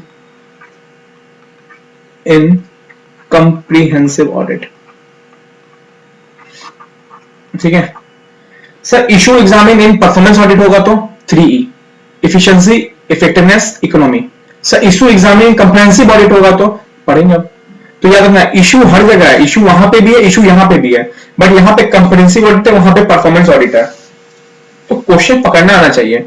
अभी मैं जैसे डाउट ले रहा हूं ना, तो 2-3 डाउट आए मेरे पास, क्वेश्चन पकड़ने में दिक्कत होता है यार, आंसर तो मैं पता होता है कि हाँ ये आंसर ये होगा, बस जिस दिन क्वेश्चन पकड़ना सीख जाऊंगा, तो क्वेश्चन पढ़ने में अगर मैं आपको बताऊं 10 मिनट टाइम लिखने का है ना, तो 3 मिनट कम से कम क्वेश्चन पढ़ने को देना, अदरवाइज आप पढ़ लिए आम ना, आप इमली लिखने लगोगे ना, तो इस इमली के नंबर नहीं मिलने वाले हैं। तो आप आम पढ़ो, आम ही लिख के आओ, तो पढ़ने पर ज्यादा फोकस करो।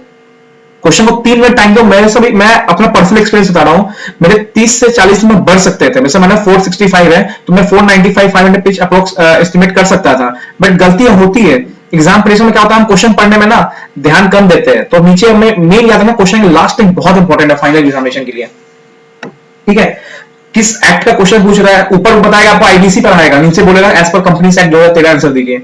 ये गलतियां हुई है एग्जाम में, ठीक है।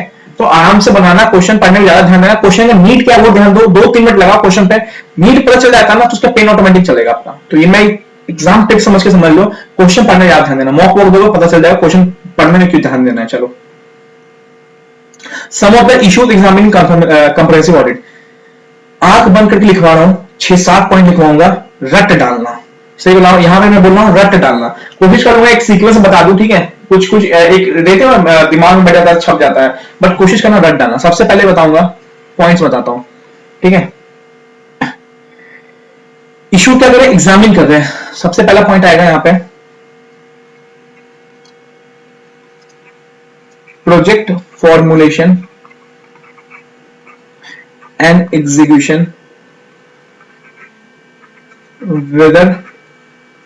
देखो सिंपल सी बात है, यहाँ पे क्वेश्चन में आपसे क्वेश्चन, आप क्वेश्चन पूछ रहे हो क्योंकि आप एग्जामिन कर रहे हो कंप्रेहेंसिव ऑडिट में, इशू को एग्जामिन कर रहे हो, आप एक क्वेश्चन में क्वेश्चन डाल रहे हो कि क्या प्रोजेक्ट फॉर्मुलेशन जो प्रोजेक्ट बन रहा है और वो बनने के बाद एग्जीक्यूट हो रहा है, वेदर साउंड और नॉट, वो साउंड और नॉट ये नहीं म्यूजिक साउंड नहीं, साउंड और नॉट ये डिनोट करता है कि वो सही है या नहीं है।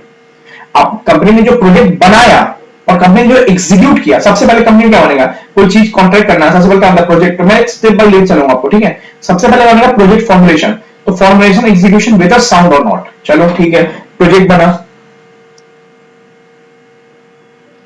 अब याद रखना प्रोजेक्ट बनते हुए ना हम ध्यान देते हैं क्या हमने कंट्रोल कॉस्ट कंट्रोल किया, मतलब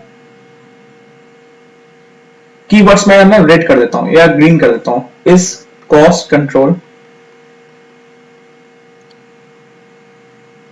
मेजर्स, सिंपल क्वेश्चन में आर एडुकेट और नॉट, क्वेश्चन में ठीक है, सब क्वेश्चन में जा रहा है, ठीक है। प्रोजेक्ट बना लिया, बनाते हुए आपको ध्यान आ रहा है कॉस्ट मेजरमेंट लिया या नहीं लिया, ठीक है। थर्ड क्या आएगा, मतलब कॉस्ट मेजरमेंट ध्यान दिया नहीं दिया, ऐसा नहीं मैं अंधाधुंध कॉस्ट खत्म किए जा रहा हूं। अब थर्ड क्या है सुनो, नेक्स्ट स्टेप वाइज बना देता हूं, चलो थर्ड क्या है, चलो थर्ड क्या है, देखो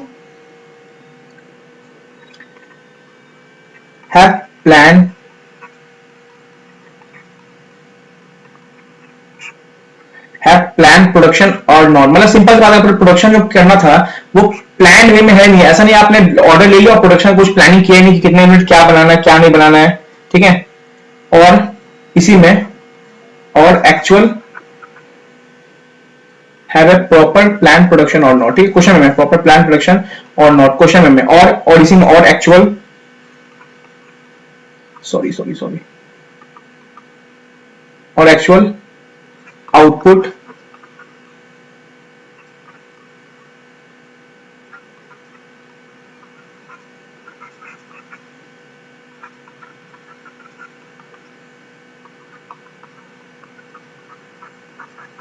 सिंपल, आपने जो बजट बनाया 100 यूनिट्स का और आपने अपना एक्चुअल आउटपुट चेक किया कि आपको अपने वो बजट के हिसाब से एनालिसिस करने के बाद आपको वो एक्चुअल आउटपुट अचीव हुआ नहीं, आपने पहले क्या बनाया, आपने पहले प्रोजेक्ट फॉर्मुलेट किया, एग्जीक्यूट किया, प्रोजेक्ट फॉर्मुलेट एग्जीक्यूट करते काफी आपने कॉस्ट मेजर कंट्रोल किया नहीं किया आपने, ऐसा नहीं प्रोजेक्ट में आपने बहुत खर्चे दिखा दिए, उसके बाद क्या देखा आपने, काम स्टार्ट हो गया, आपने देखा कि आपने प्लान प्रोडक्शन किया नहीं किया, प्रोडक्शन कैसा होना है, और क्या देखा आपने कि आपका एक्चुअल आउटपुट आया या नहीं आया, ठीक है। तो एक्चुअल आउटपुट आया कैसे चेक करेंगे, बजट आउटपुट से कंपेयर करके चेक करेंगे। 3 पॉइंट यहां पे हो गए, चौथा पॉइंट सुनो, ठीक है। चौथा पॉइंट क्या बोल रहा है, डज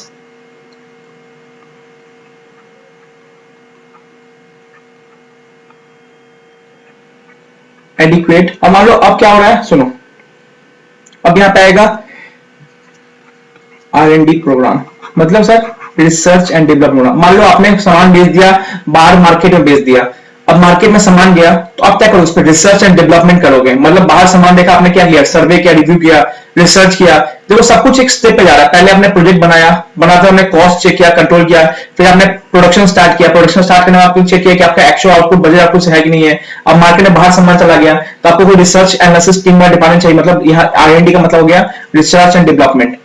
आपने सर्वे रिपोर्ट किया, आपको पता चला आपके प्रोडक्ट में और डेवलपमेंट होना था, तो क्या आप इंटरप्राइज ने एक रिसर्च एंड डेवलपमेंट प्रोग्राम बनाया या नहीं बनाया, क्वेश्चन में जा रहा है।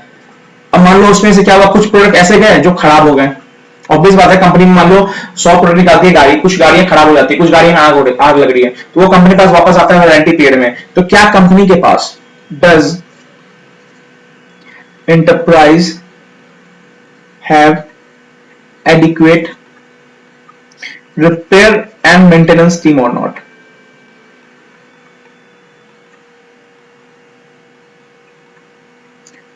टीम और नॉट, ठीक है। तो हमने क्या क्या देखा, हमने देखा कि कंफरेंस ऑडिट पूछ सकता है कि इश्यूज किसके एग्जामिन का इशू को एग्जामिन करोगे, तो एक क्वेश्चन में सब चल रहा है, क्या कंपनी का प्रोजेक्ट फॉर्मेशन सही है कि नहीं है, क्या कंपनी का ये सही हो गया, तो कंपनी का क्या करना है, प्रोडक्शन सही हुआ कि नहीं हुआ, कंपनी ने कॉस्ट कंट्रोल देखा ही नहीं देखा, प्लान प्रोडक्शन सही हुआ नहीं हुआ, एक्चुअल आउटपुट हुआ कि नहीं हुआ बजट के हिसाब से। अब कंपनी बाहर चला गया तो कंपनी को रिसर्च डेवलपमेंट टीम चाहिए, क्या R&D प्रोग्राम है या नहीं है, फिर क्या कंपनी देखना कि कुछ सामान वापस रिपेयर मेंटेनेंस है या नहीं है, फिर वापस से ये सर्किल चल रहा है, फिर सब कहां पे स्टार्ट करेंगे,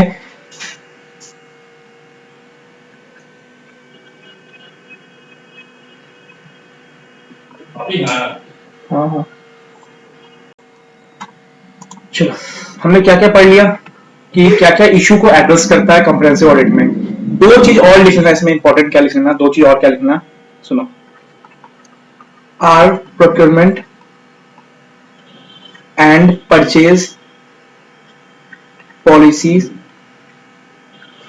आर एडुकेट और नॉट, मतलब क्या आपकी परचेज पॉलिसी या प्रोक्योरमेंट पॉलिसी सही है या नहीं है। सर यहाँ पे example important JIT, just in time, मतलब कि आपकी परचेज पॉलिसी है कैसी, या मतलब कि प्रोक्योरमेंट पॉलिसी है कैसी, आप क्या आपने जस्ट इन टाइम फॉलो कर रखा है, मतलब जब डिमांड आता है तभी आप देते हो ऑर्डर के लिए, क्या आपने पुल मॉडल फॉलो कर रखा है या पुश मॉडल। तो आप क्वेश्चन में देखते हो कि परचेज पॉलिसी कैसी है, प्रोक्योरमेंट पॉलिसी कैसी है। और लास्ट क्या आता है point,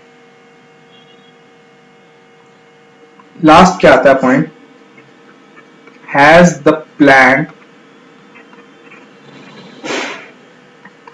rate of return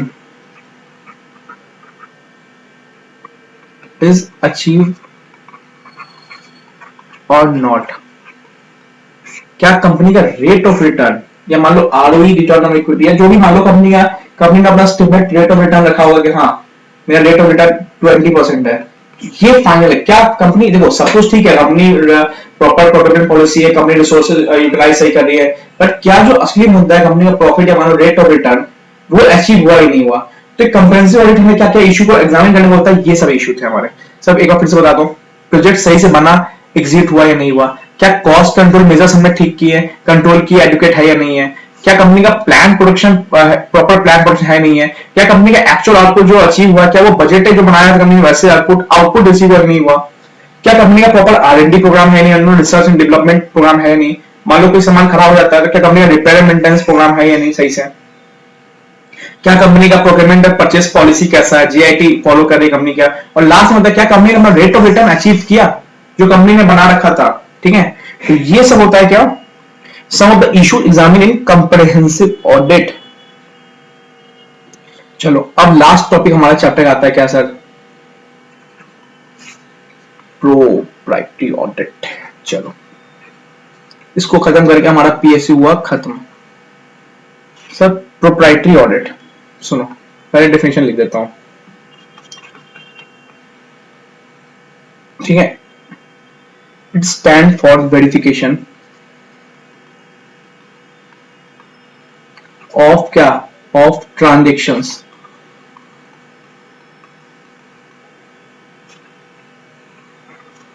it stands for verification of transaction on the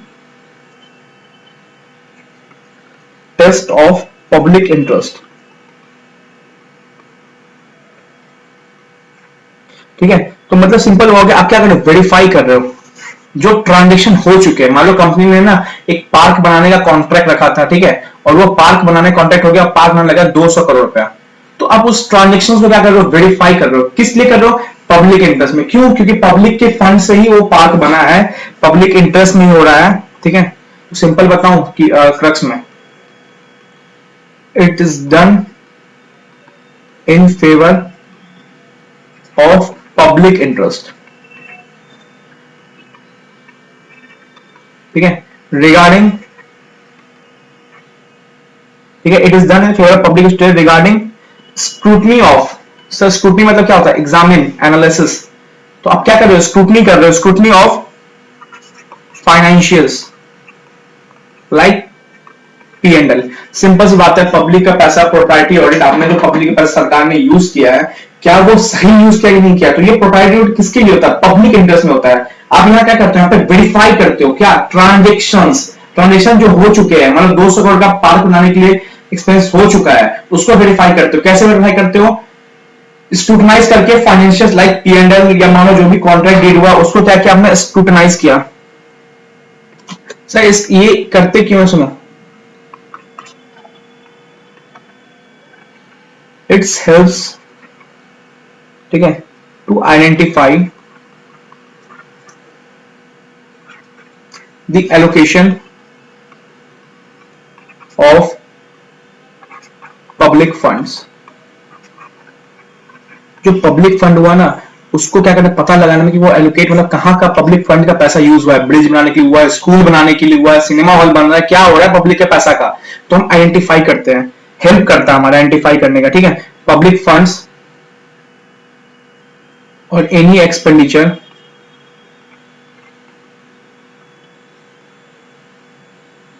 done from public money. तो सिंपल बात है, पब्लिक प्रोप्राइटरी मतलब ये समझ लेना कि जो भी पब्लिक का पैसा यूज कर रहे हैं, एलोकेट कर रहे हैं, उसका एक ऑडिट होना है, वेरीफाई करना है कि पब्लिक फंड का जो पैसा लगा है वो प्रॉपर यूज हुआ है या नहीं हुआ है। अगर गलत यूज हुआ है ना, तो प्रोप्राइटरी ऑडिट में वो पता चल जाता है। बहुत सारे मिनिस्टर क्या करते हैं, पब्लिक का पैसा लेके यूज गलत करते हैं, स्कूल बनाने के चक्कर में, सिनेमा हॉल बना के, बस हो रहा है काम, हो रहा है, चलो। तो इसमें यही हुआ। अभी एक क्वेश्चन बहुत इंपॉर्टेंट देखेंगे, अभी बस सुन लो क्या होता है in proprietary audit. Auditor needs to identify whether expenditure, ठीक है, डर लगता हूँ नहीं होता है तो, whether expenditure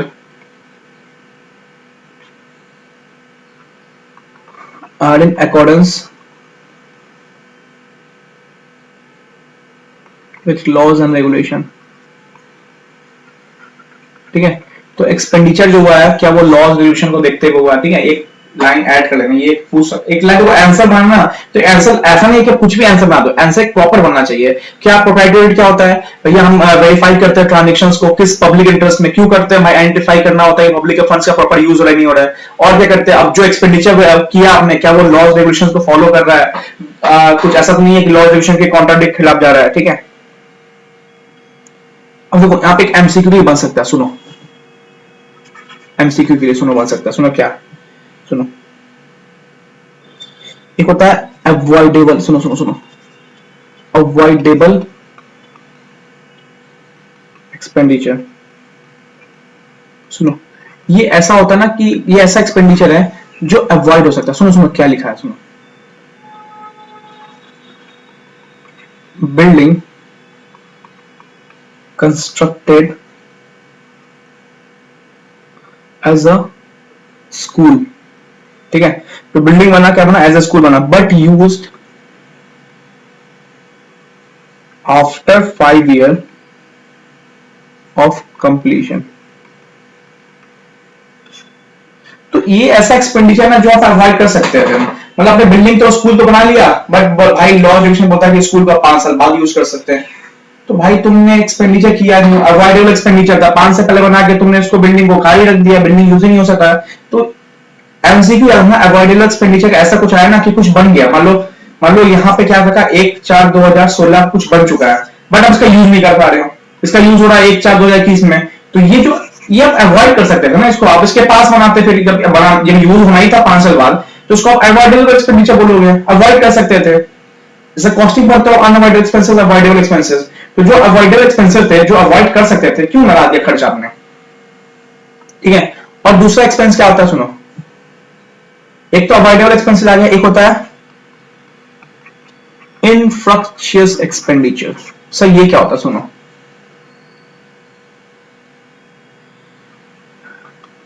बिल्डिंग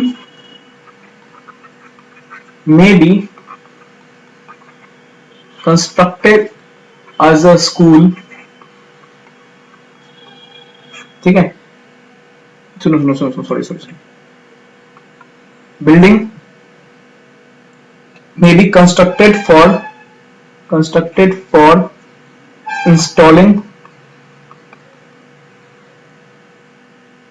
बिल्डिंग जो बना वो क्या बना, constructed for installing telephone tower,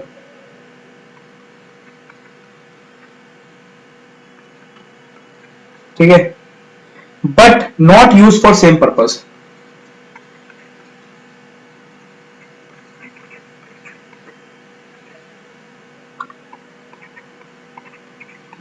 ठीक है, क्या लिखा, बिल्डिंग कंस्ट्रक्ट किया गया, बट किस लिए किया गया कंस्ट्रक्ट, क्यों किया गया भैया, टेलीफोन टावर के लिए।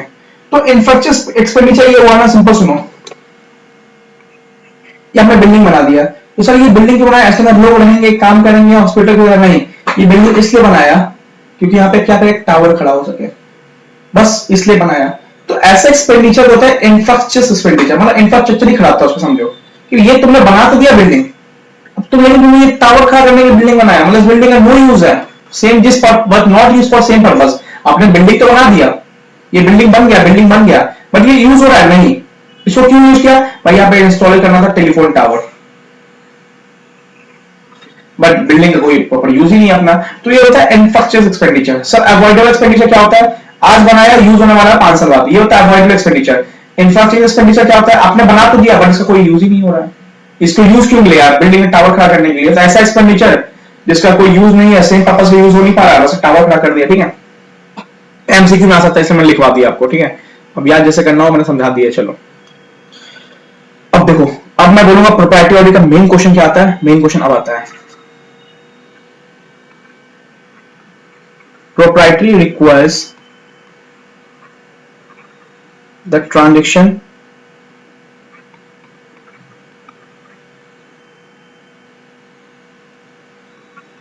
more particularly, सुनो, प्रोप्राइटरी में ना हमें ये देखना पड़ता है कि जो ट्रांजेक्शन हुए वो किस रिगार्डिंग में कैसे हुए। देखो ये क्वेश्चन एक में ऐसा बन सकता है, तो एक देखो मैंने क्या किया है, मैंने क्वेश्चन की लाइन कुछ उठा दी है, जहां पे एग्जामिनेशन को ये दिखे ना, proprietary requires the transaction more particularly. अब इसके जो पॉइंट्स लिखूंगा ना आपको याद आ जाएगा, सुनो क्या बताता हूँ।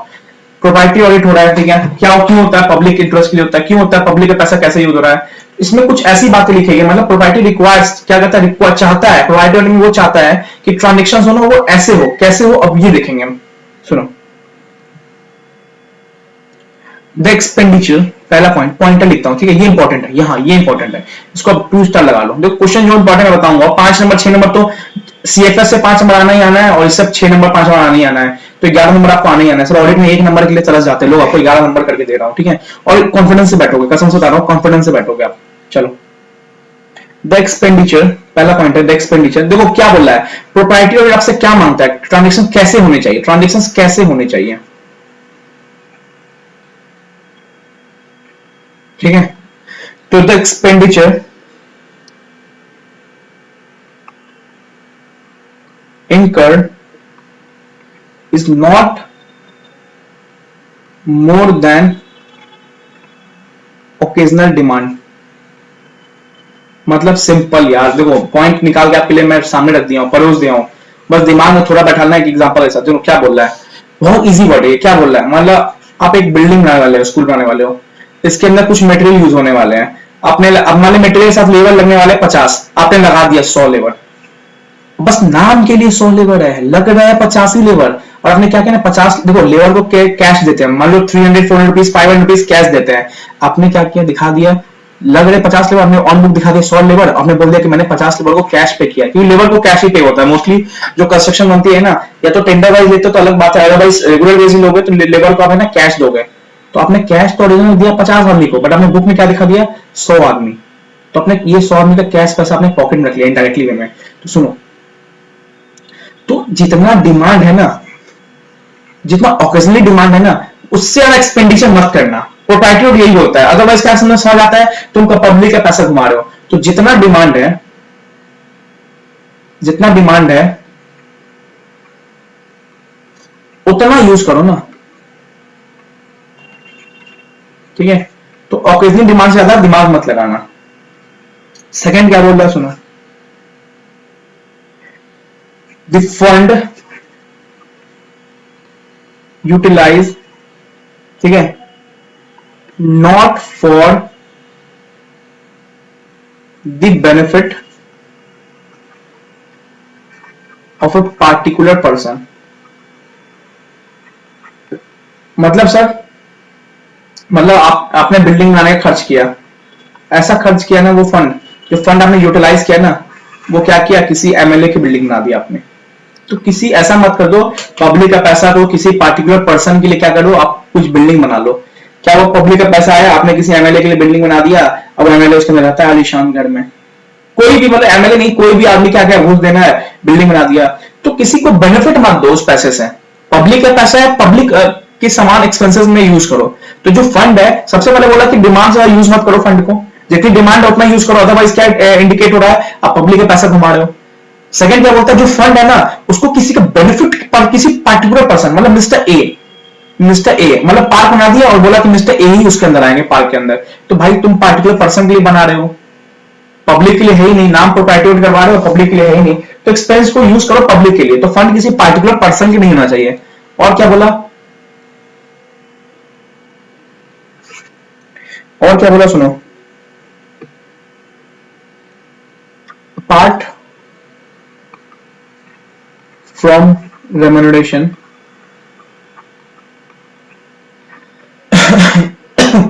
और रिवॉर्ड, अपार्ट फ्रॉम रेम्यूनरेशन और रिवॉर्ड, सुनो,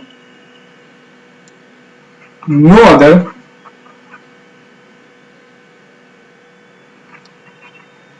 रिवॉर्ड्स, ठीक है, नो अदर रिवॉर्ड्स और रेवेन्यू,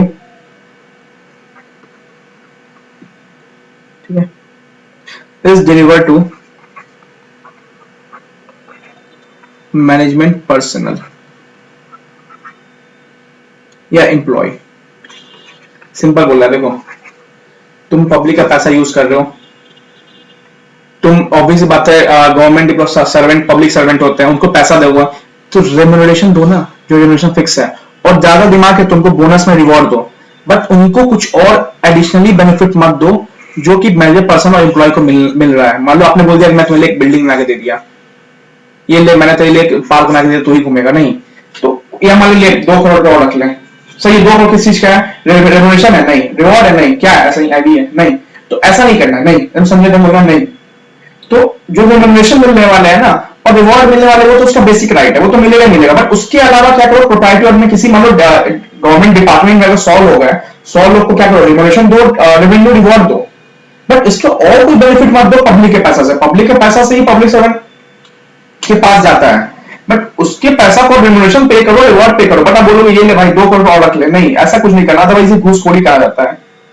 तो रिवॉर्ड और रेम्यूनरेशन के अलावा कुछ और नहीं देना है। तो प्रोप्राइटरी यही मानता है कि आपको जो ट्रांजेक्शन हो रहे हैं ना, वो इस ऐसे होने चाहिए, मतलब इसके अपोजिट नहीं होना चाहिए, मतलब रेवेन्यू रिवॉर्ड के अलावा कुछ नहीं होना चाहिए, रेम्यूनरेशन अलावा, ठीक है। चलो अब एक लास्ट पॉइंट इसी में है, सुनो, 4 पॉइंट तो यहाँ पे अच्छे खासे हैं। सुनो क्या लिखा है 4था point, the authority who exercise the power, the authority who exercise the power of sanctioning expenditure and pass order, सुनो बहुत इजी है लाइन, ठीक है, pass order is not directly or indirectly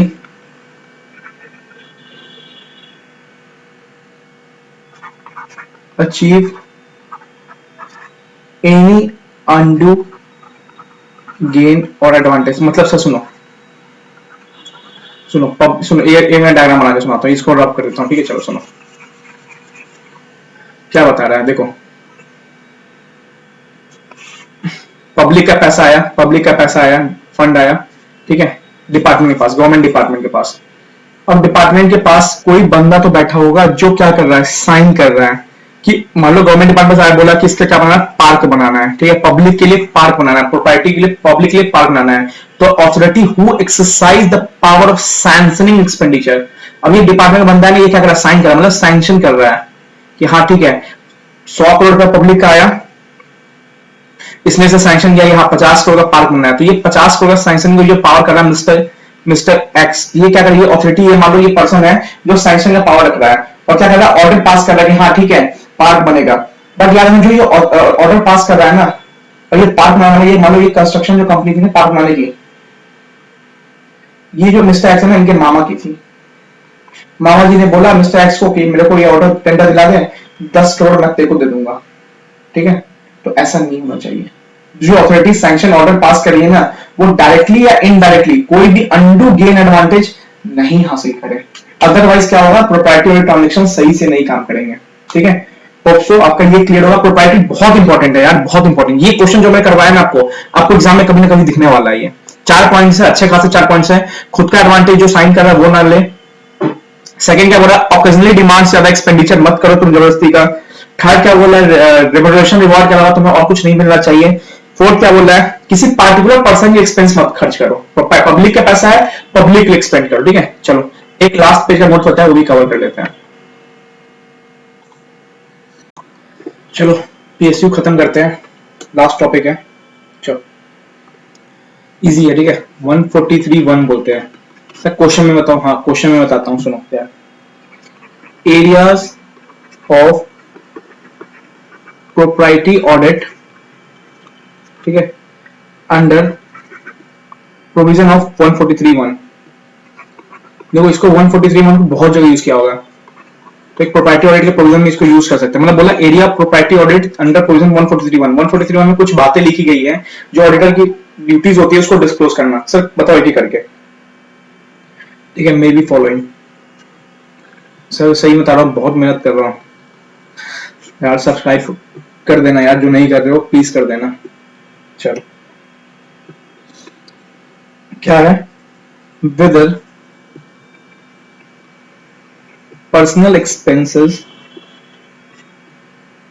simple बोला है एरिया ऑफ प्रोप्राइटरी ऑडिट। अब जो एक प्रोप्राइटरी ऑडिट कर रहे हो ना, आप क्या क्या पॉइंट्स इसमें चेक करोगे, तो यहाँ पे 143(1) वाली पॉइंट यहाँ पे लगा दी। तो क्वेश्चन में मैं कहा ना, what is the area of proprietary audit under 143(1), नहीं भी आया ना तो एरिया प्रोप्राइटरी ऑडिट आया ना, तो ये सारी लाइन आनी चाहिए। मतलब with personal expenses charge to P&L।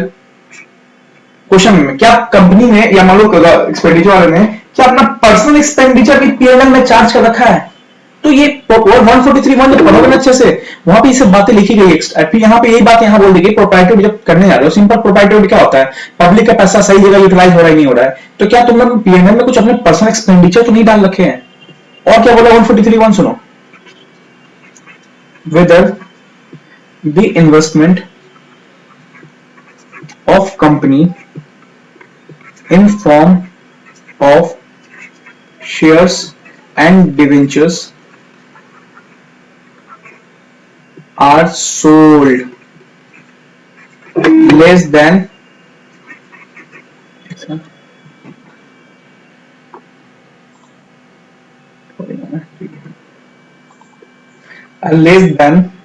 Cost price, ठीक है। सिंपल बोला है, कंपनी का जो इन्वेस्टमेंट थे, जो शेयर्स एंड डिवेंचर्स के फॉर्म में थे, क्या कंपनी ने कॉस्ट से भी कम में बेच दिया। मतलब कंपनी में शेयर्स के प्राइस हो गए 56 हो गए, इसका कॉस्ट था 40, तो क्या कंपनी ने 40 के कॉस्ट से कम में मतलब 35 में बेचा ऐसा, तो भाई बेचा तो क्यों बेचा। तो ये सब एरिया को हम क्या चेक करना है, प्रोप्राइटर में ये सब एरिया चेक करना है। पहले चेक करना है क्या पर्सनल एक्सपेंडिचर पीरियड में चार्ज हुआ, क्या कंपनी के इन्वेस्टमेंट जो थे, जो शेयर्स एंड डिवेंचर्स के फॉर्म में थे, क्या कंपनी ने उसको कॉस्ट से कम में बेच दिया, मार्केट तो छोड़ो कॉस्ट से भी कम में बेच दिया, तो भाई लॉस क्यों ले रही हो कंपनी तुम, ठीक है। थर्ड क्या क्या आएगा 143(1) में,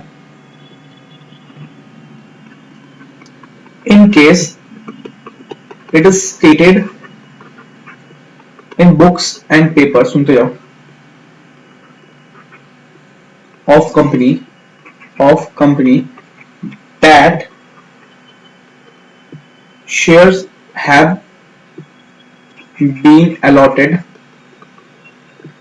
for cash। अब कंपनी ने अपने बुक्स और पेपर में लिखा कि उसमें जो शेयर्स थे, मान लो 100 शेयर सिक्योरिटी थी, इसमें कैश में बेचा, ठीक है। क्या बेचा, कैश में, ये कैश में बेचा, 100 का नोट समझ लो ये, चलो कैश में बेचा, ठीक है। तो देन ऑडिटर डिटरमाइन, अब क्या करेगा, ऑडिटर चेक करेगा। पहली बात की पहले देखा क्या कंपनी ने, पहले सेकंड में देखा क्या कंपनी ने शेयर सिक्योरिटीज को कॉस्ट से कम में बेचा। थर्ड क्या पढ़ रहे, क्या कंपनी ने शेयर जो बेचे, जो कैश फॉर्म बेचे, तो देन ऑडिटर चेक करेगा ये 143 के 1 के बहुत इंपॉर्टेंट पॉइंट है। Then auditor determine whether cash actually receive or not. भाई तुमने कैश बेचा ना, कैश में तुम्हें कैश रिसीव ही नहीं हुआ, तुम ना कैश बुक दिखाओ, जो दिखाना दिखाओ। तो क्योंकि ऐसा हो सकता है कंपनी बोले कि हाँ मैंने शेयर सिक्योरिटीज कैश में बेच दिए, अब कैश बहुत बार नॉन ट्रेसेबल होता है, तो कंपनी इसका कैश बुक मांगेगा। हाँ तुमने कैश में बेचा ना, तो तुम दिखाओ कहां पे कैश में बेचा, तुम्हारा कैश रिसीव भी नहीं हुआ, ऐसा तुम डमी इंट्रीज दिखा रहे हो शेयर सिक्योरिटीज सेल का, ठीक है। इफ नहीं दिखाया तो बाय बुक्स अकाउंट तुमने गलत मान रखा है, तुमने शेयर सिक्योरिटी जो बेचा है कैश में गलत है। चौथा क्या है सुनो, whether loan and advances made by company, received by company नहीं, made by company, मतलब कंपनी ने लोन एडवांसेस दिए हैं, ठीक है। तो कंपनी ने लोन एडवांसेस दिए हैं, तो loan advances made by company, इसको हटाओ, दिए हटाओ, इज शोन एज डिपॉजिट और नॉट। अब ऑब्वियसली बात है, कंपनी ने लोन एडवांसेस किसी को दिए तो कंपनी की क्या होगी, वो डिपॉजिट होगी। तो क्या कंपनी ने लोन एडवांसेस को दिए है, उसको डिपॉजिट के तहत पे अपने बुक्स अकाउंट में दिखाया है या नहीं दिखाया है? So proper disclosure is needed, ठीक है। तो एक प्रॉपर डिस्क्लोजर जाना जरूरी है। तो लोन एडवांसेस दिखा, मान लो कंपनी है, कंपनी ने लोन एडवांसेस दिए किसी को, ठीक है। तो कंपनी ने क्या हुआ, डिपॉजिट हुआ, पैसा कहीं पे दिया है तो कंपनी डिपॉजिट दिखाएगा, लोन एडवांसेस एसेट साइड में दिखाएगा, लिए थोड़ी ना, दिए हैं। तो कंपनी दिए है तो उसका प्रॉपर डिस्क्लोजर है या नहीं है, वो चेक करना है। और क्या चेक करना है, whether transactions of company are represented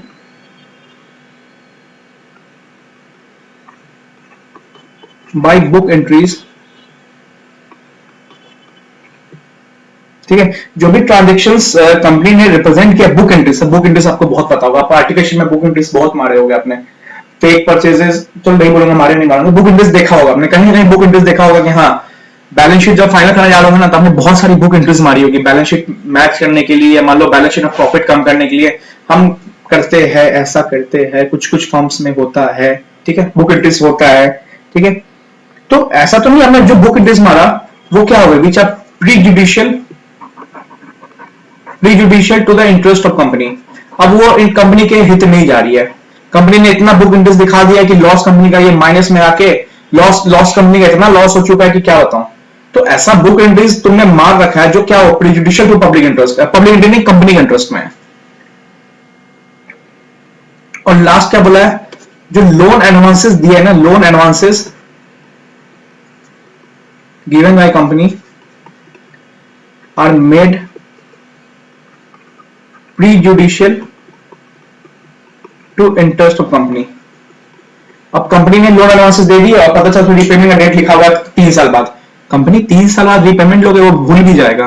तो ऐसा भी लोन एडवांस नहीं देना जो कंपनी के हित में है। भाई लोन एडवांस देने का पावर सैंक्शन मान लो किसी बड़े मैनेजर पर्सन पास है, उसने दे दिया लोन एडवांसेस और उसके अंदर के कंडीशन चेक किया जो कंपनी के हित में जा रहा है, खिलाफ जा रहा है, लिख रहा है कि 3 साल बाद रीपेमेंट करो, नहीं करोगे तो कोई बात नहीं, हम तुम्हें कुछ नहीं करेंगे। क्यों नहीं करोगे भाई, तो लोन एडवांस दो तो पहले चेक करो उसने डिपॉजिट दिखाया कि नहीं दिखाया है। सेकंड क्या, लोन एडवांस दे रहे हो तो चेक करो कि उसके टर्म्स कंडीशन ऐसा तो नहीं इंटरेस्ट कंपनी के इंटरेस्ट खिलाफ है, ठीक है।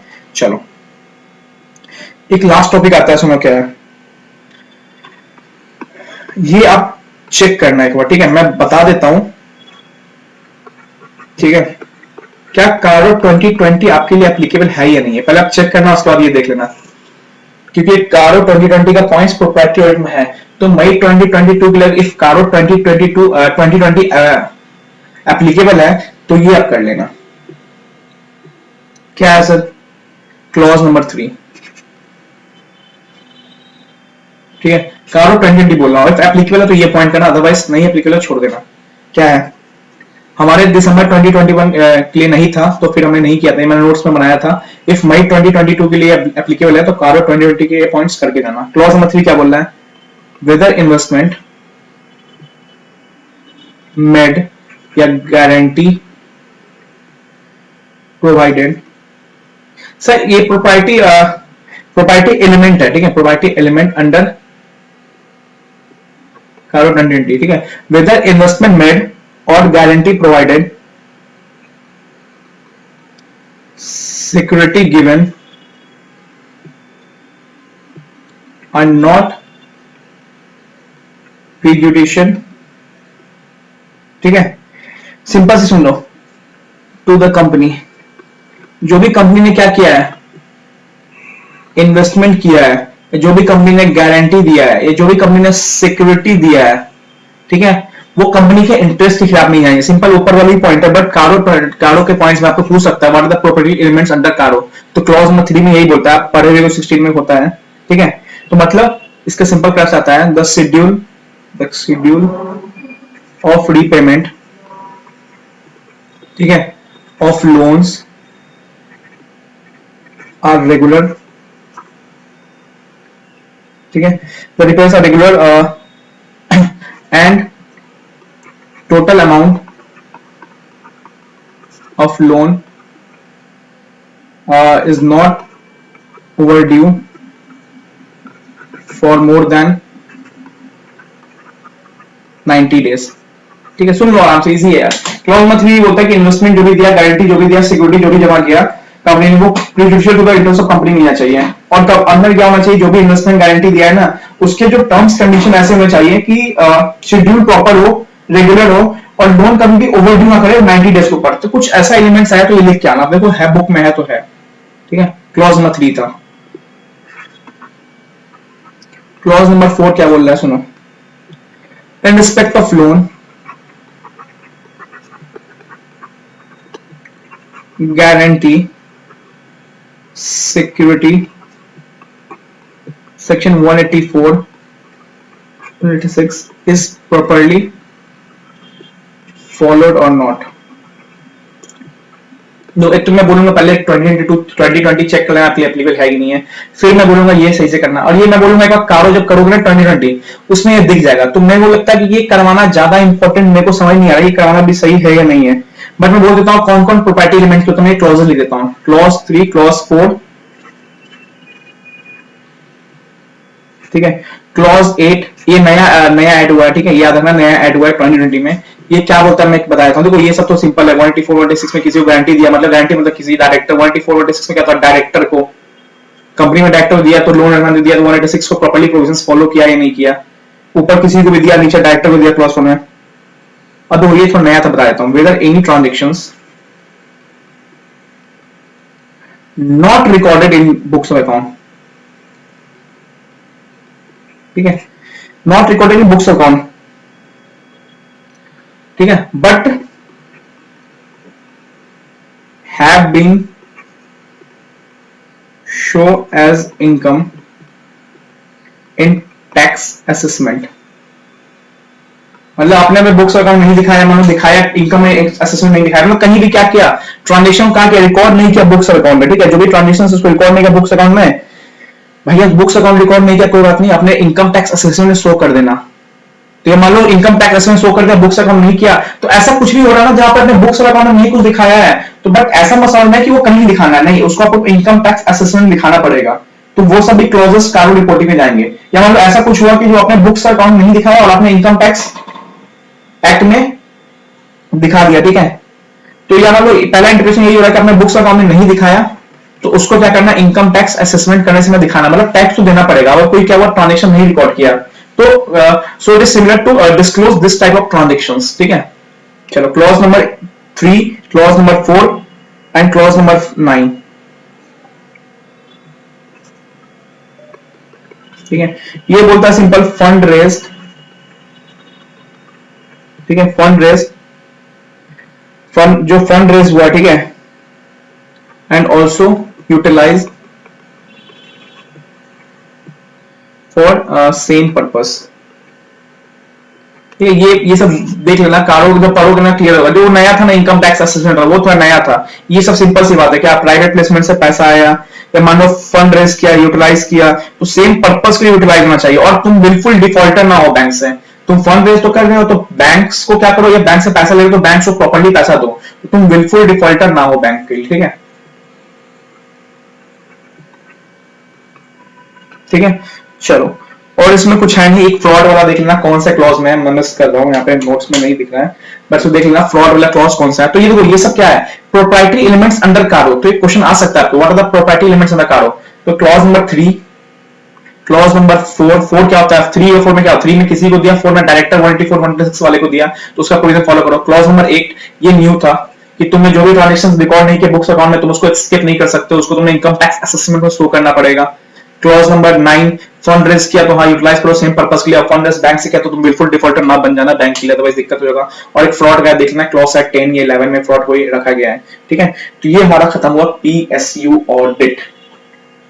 चलो होप सो ठीक लगा होगा वीडियो, लगभग मैंने सारी चीज कर दिया है, इतना भी करके जाओगे, कुछ छोड़ने से अच्छा है ना कुछ करके जाओ। तो मतलब कितने घंटे हुआ है, 3-3.25 घंटे मैंने प्रॉपर्टी ऑडिट खत्म कर दिया। 6 नंबर दिया जाता है ना, अलग खुशी मिलेगी जब क्वेश्चन देखोगे ना, what are the elements of property audit or performance, हाँ परफॉर्मेंस ऑडिट क्या होता है, किस इशू द्वारा एड्रेस किया जाता है, कंप्रिहेंसिव ऑडिट क्या होता है, कंप्रिहेंसिव ऑडिट किस किस एग्जाम में कैसे, यही सब क्वेश्चन बैंक में आते हैं, क्वेश्चन बैंक देख लेना आप जाके, ठीक है। चलो थैंक यू, गुड नाइट, अच्छे से पढ़ो, तैयारी अच्छे से करो।